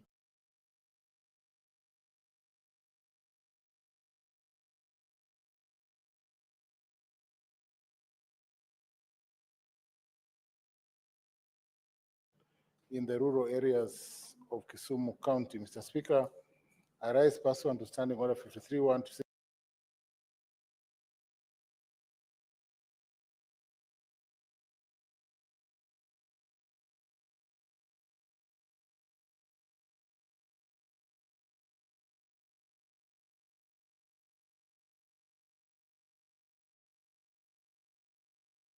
make a statement from the Standing Committee on Health on a matter of county-wide concern regarding the state of sanitation in the rural areas of Kisumu County.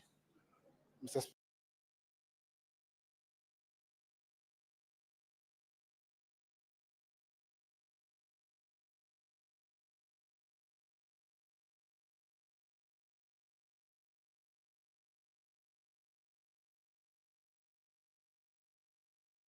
Speaker, access to improved sanitation facilities remains a significant challenge in Kisumu County and across the country, particularly in rural areas.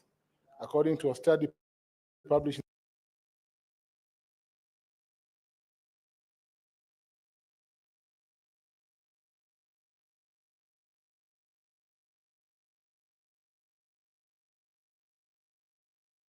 the United States of America National Center for Biotechnology Information, NCBI, 50.8% of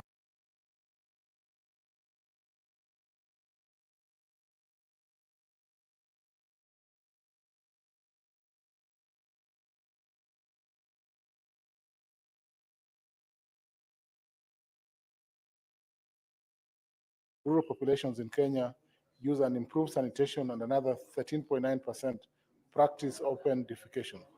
This situation poses serious health risks and requires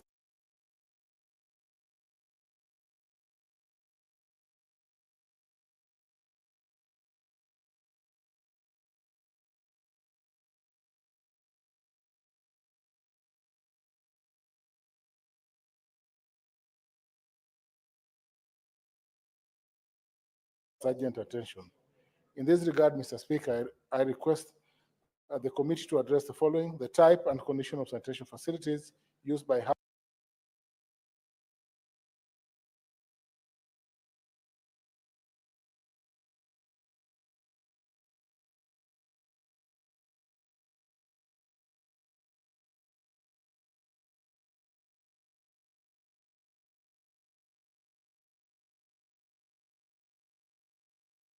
households in the rural areas of Kenya, with a focus of Kisumu County, including the level of household access to improved sanitation facilities. Two, the steps being taken by the county government of Kisumu to improve sanitation infrastructure and services in the rural areas of Kisumu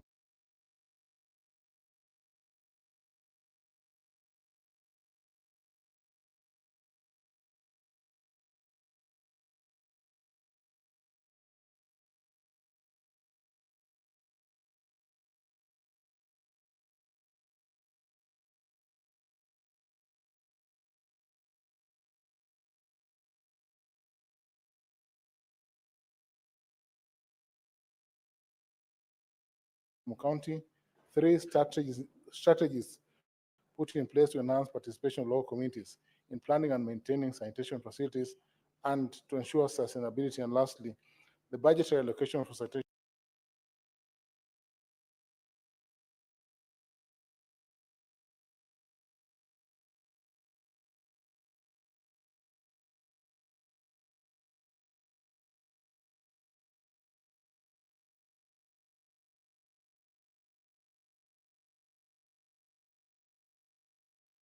projects in Kisumu County in the years 2024-2025, including whether allocation is adequate to address the existing challenges, particularly in the rural areas.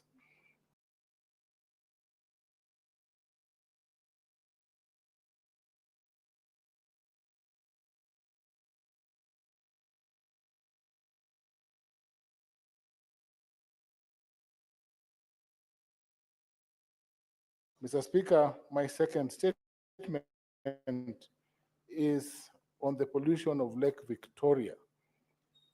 Mr. Speaker,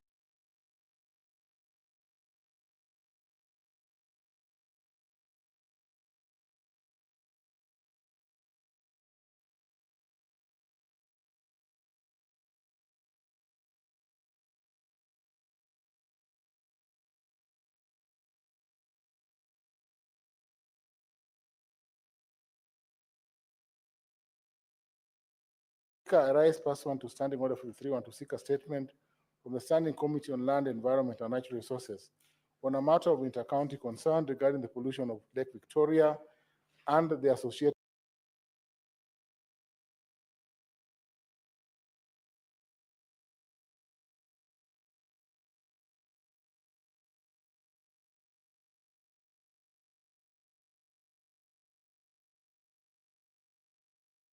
health risks. Mr. Speaker, Lake Victoria is a crucial resource for millions of people.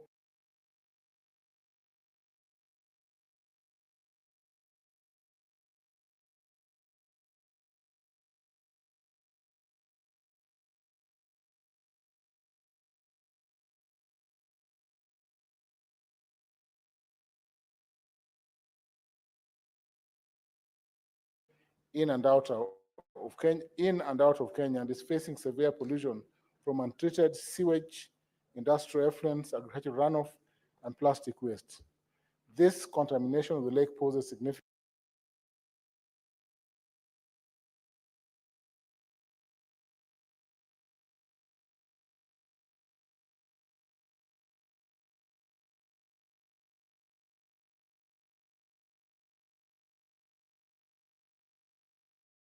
and environmental and health risks. In this statement, Mr. Speaker, I request the committee to address the following. 1, the pollution levels in Lake Victoria.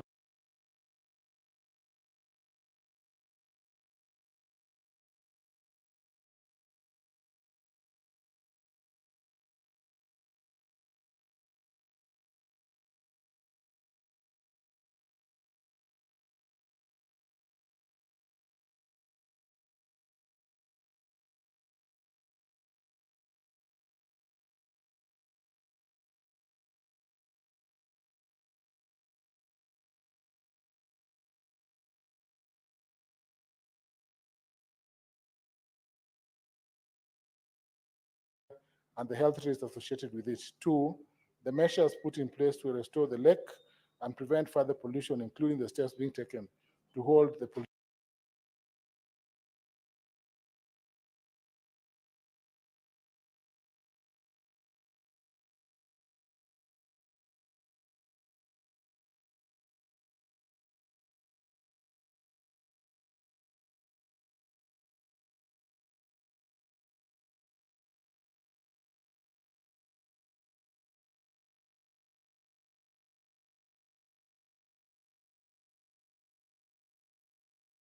Polluters accountable. I thank you, Mr. Speaker. Now, honorable senators, I will allow comments for not more than 15 minutes. And therefore, if you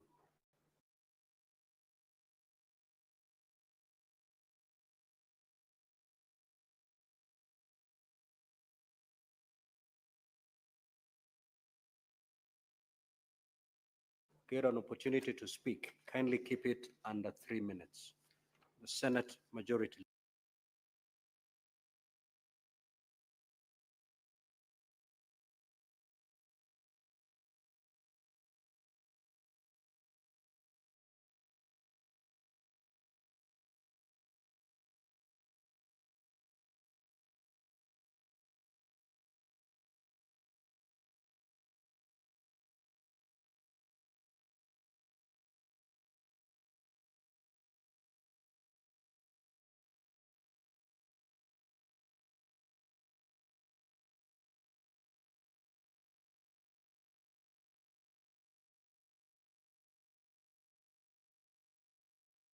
Leader.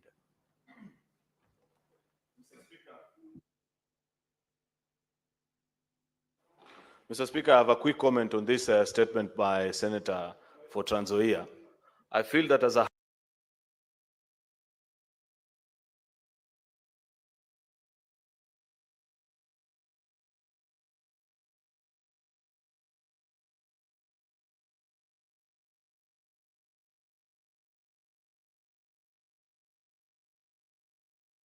House, Mr. Speaker, and perhaps a committee that will handle this matter needs to lead this House into making a decision on the number of funds a county government can create.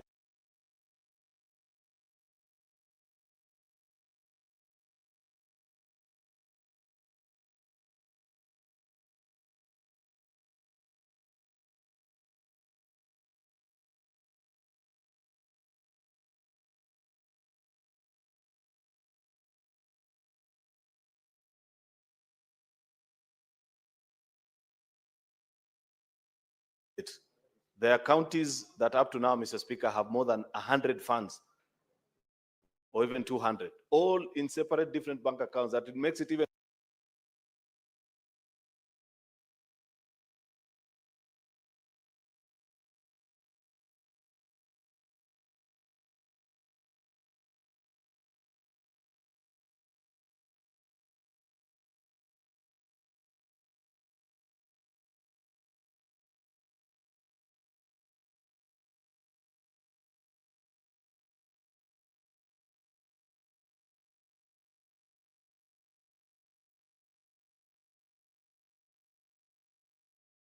practically impossible, Mr. Speaker, to keep tabs of what each of these funds is doing.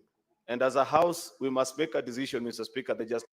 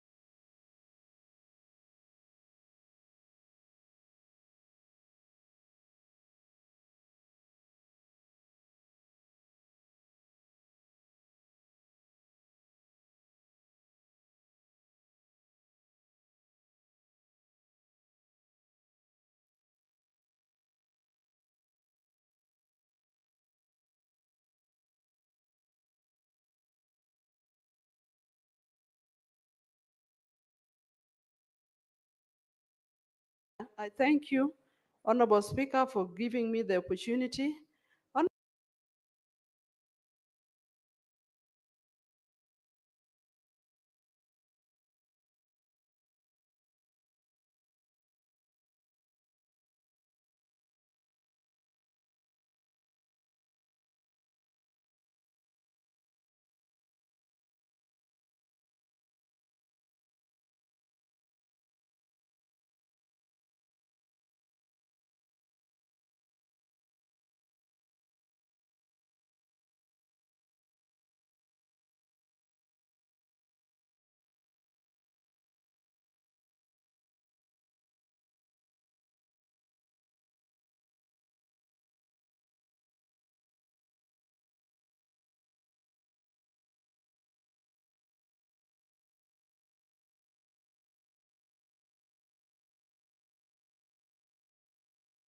Honorable Speaker, I rise to support the statement by the Senator of Kisumu, Senator Professor Tom Ojenda, on the pollution of Lake Victoria. Honorable Speaker,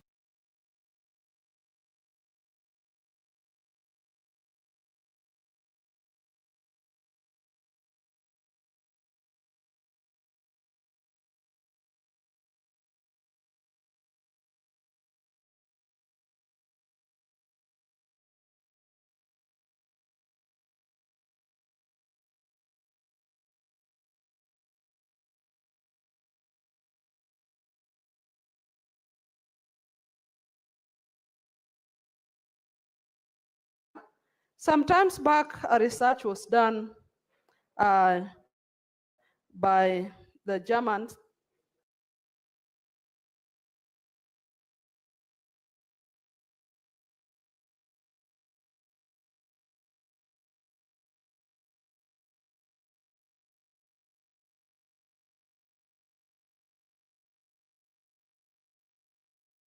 a German organization.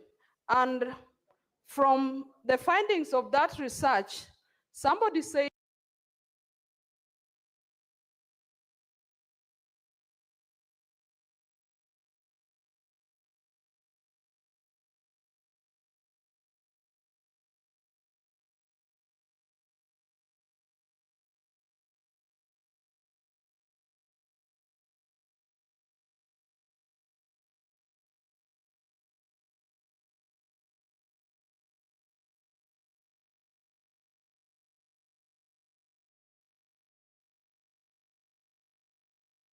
that Lake Victoria could be the largest pit that we have around. And Honorable Speaker, that is not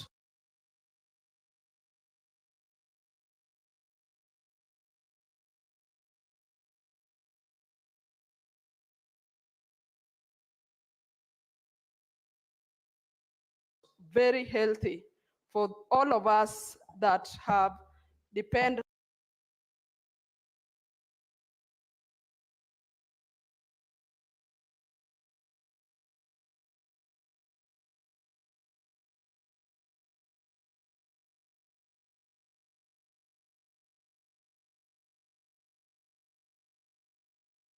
on Lake Victoria, either for food, for their livelihoods, for all the activities of their life.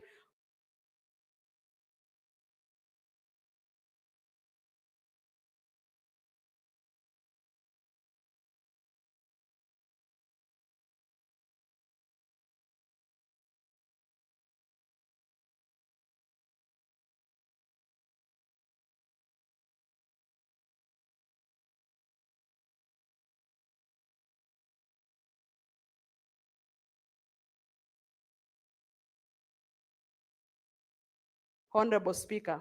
Honorable Speaker, this statement addresses the pollution in Lake Victoria and the health risks that are associated with it.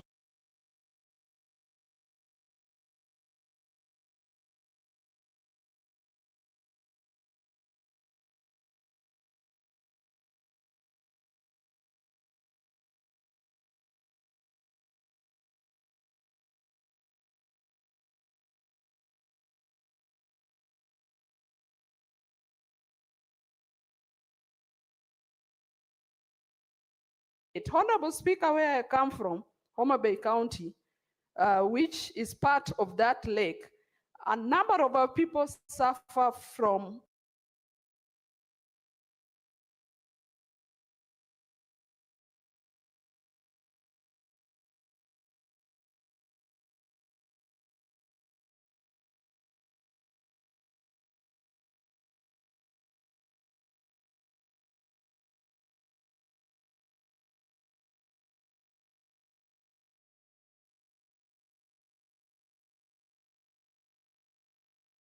waterborne diseases, and it is largely attributed to the pollution of this lake. Honorable Speaker, a number of people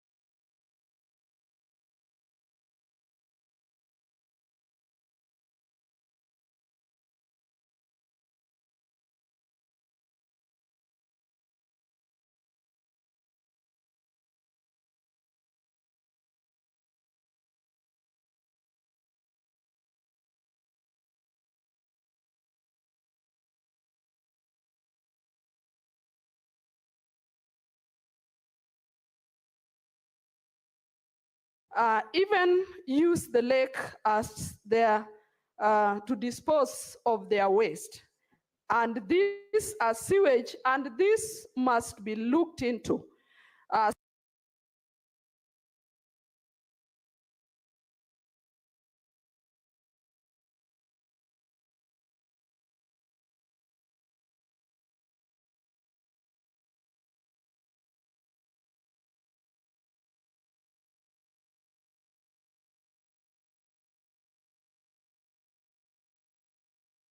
Sometimes, Honorable Speaker, we think most of the health facilities around the lake Victoria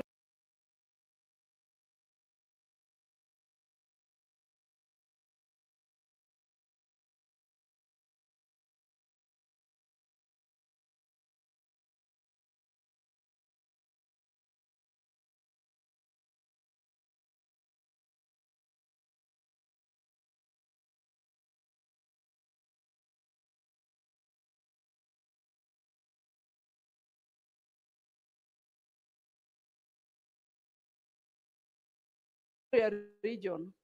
And Honorable Speaker, there have been such allegations that all their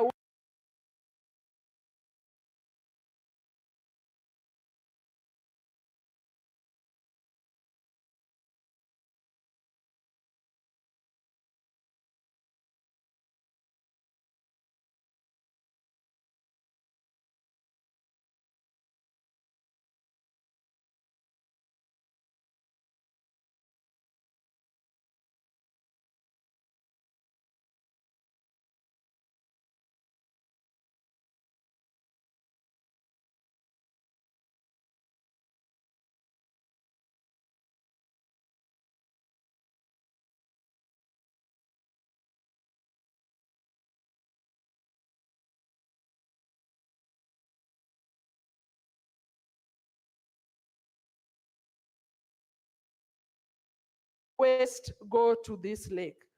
But Honorable Speaker, it is a real disaster. It's an environmental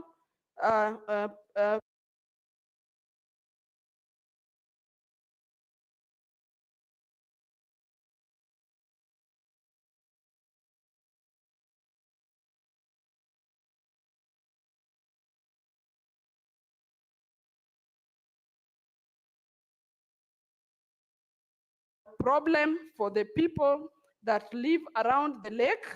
Honorable Speaker, my tribe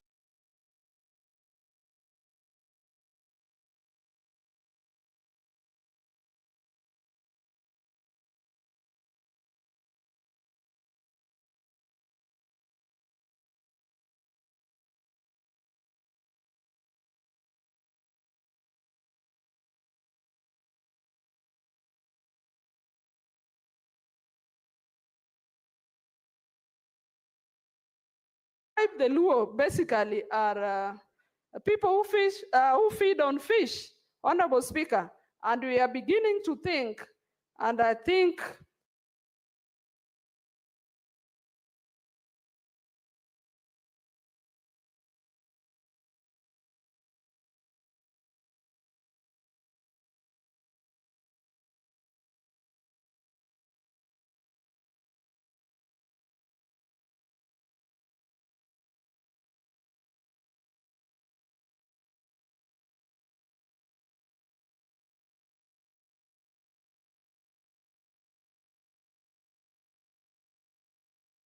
rightly so, that the fish that are feeding on may not be very healthy.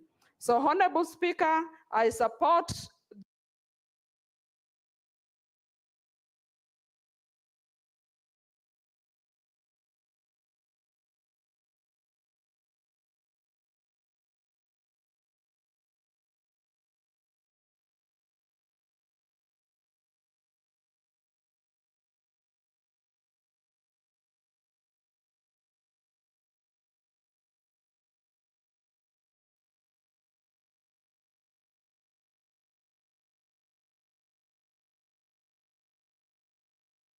this statement and measures must be put in place to restore the lake, not only for transport, but for food and for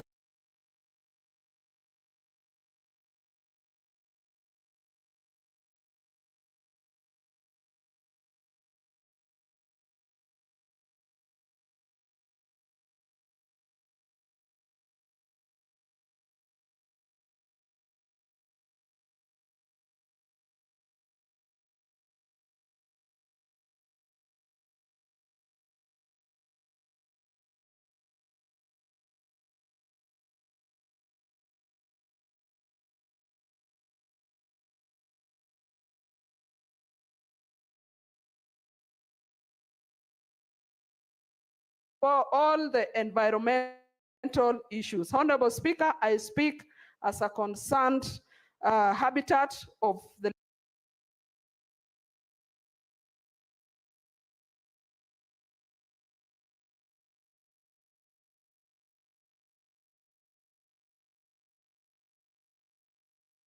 Lake Victoria, the Lake Victoria, and I cry for our people and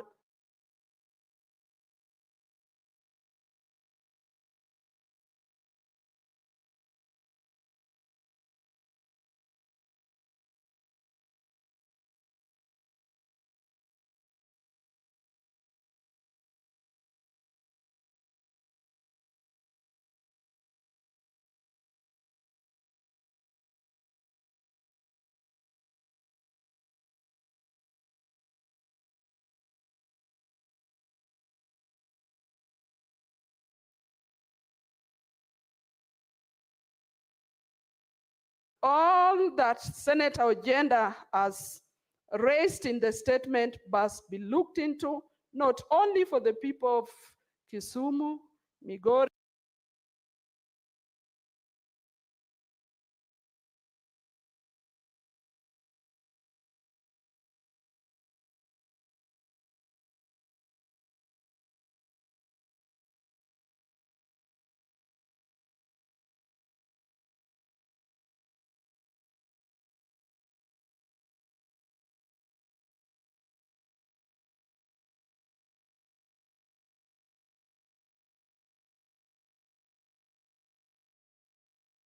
Homa Bay, Siaya, and Busia, but a number of people consume products that come from the lake. Honorable Speaker, I support.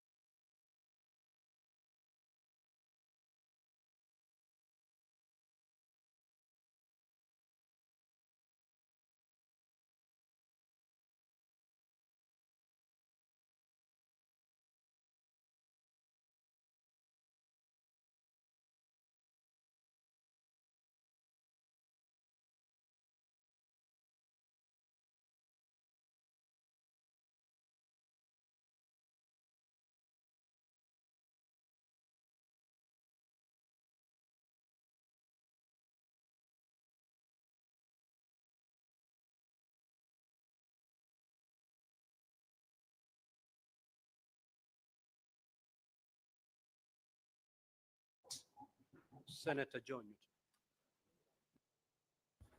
Thank you, Mr. Speaker, for the opportunity, and I rise to support the statement by Senator Esio Kenyuri on homeless persons.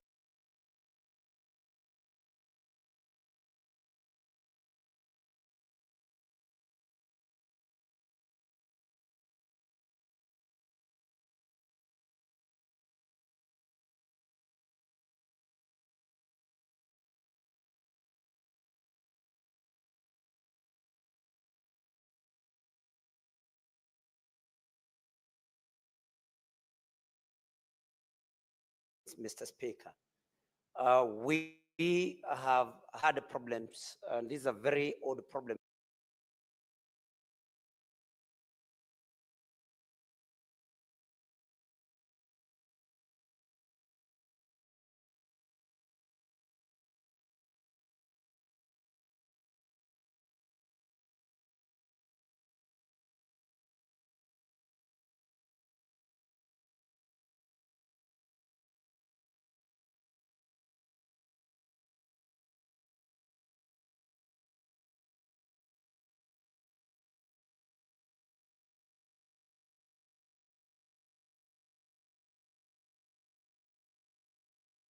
Mr. Speaker, there have been attempts to see to it that homeless people, especially in urban centers, are set.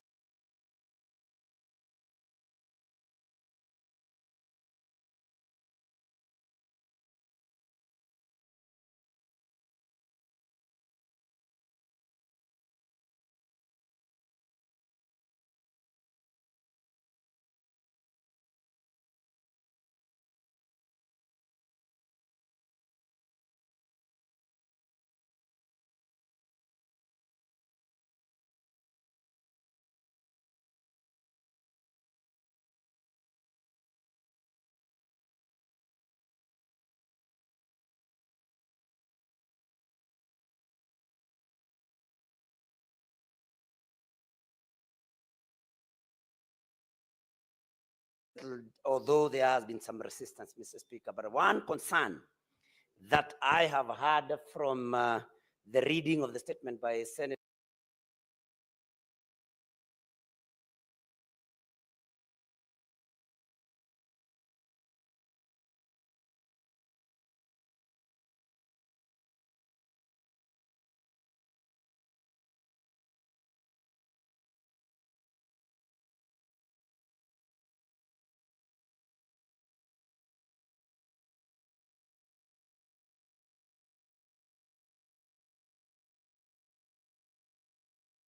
Esio Kenyuri, Mr. Speaker, is that she kept talking about homeless children and vulnerable mothers.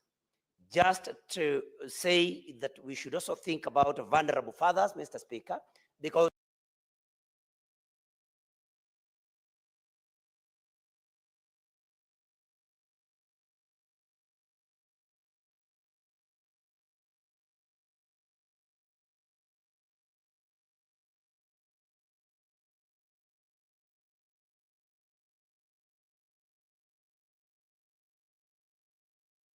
they are also vulnerable fathers. So, Mr. Speaker, I think as the committee that will handle this matter,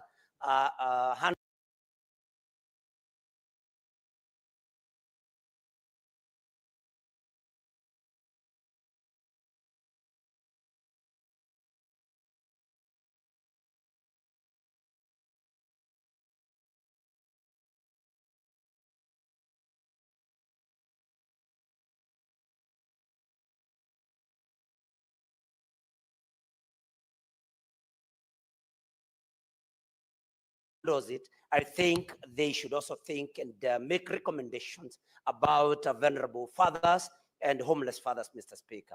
And this also brings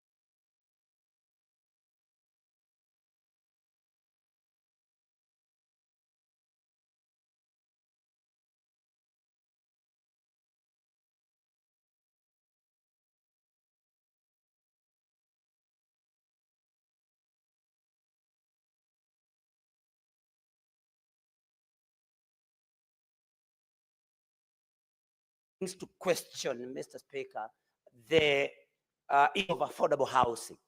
That, Mr. Speaker, where the government has entered into a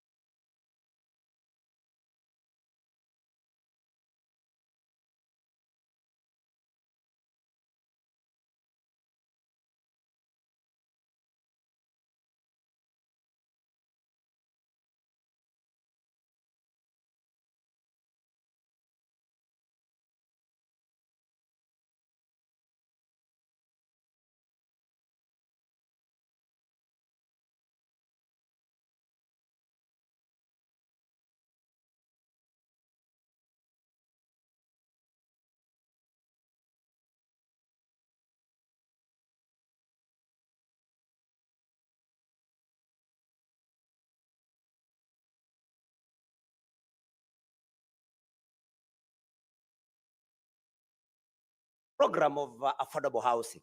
But we question, Mr. Speaker, how homeless people can be able to benefit from this program, because these houses are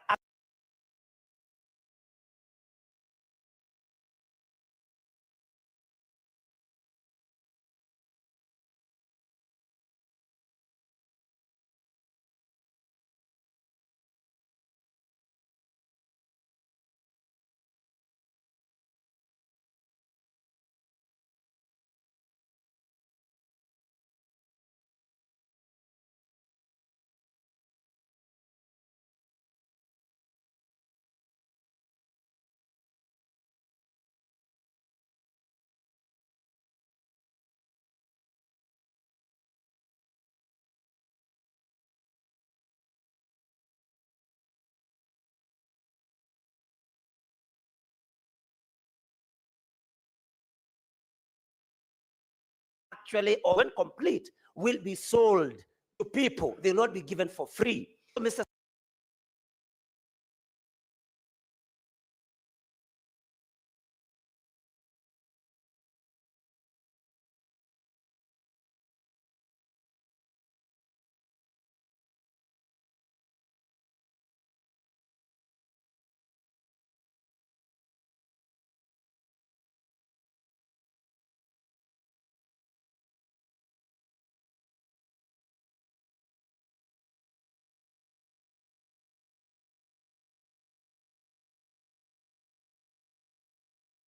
Speaker, then the question becomes, what happens? How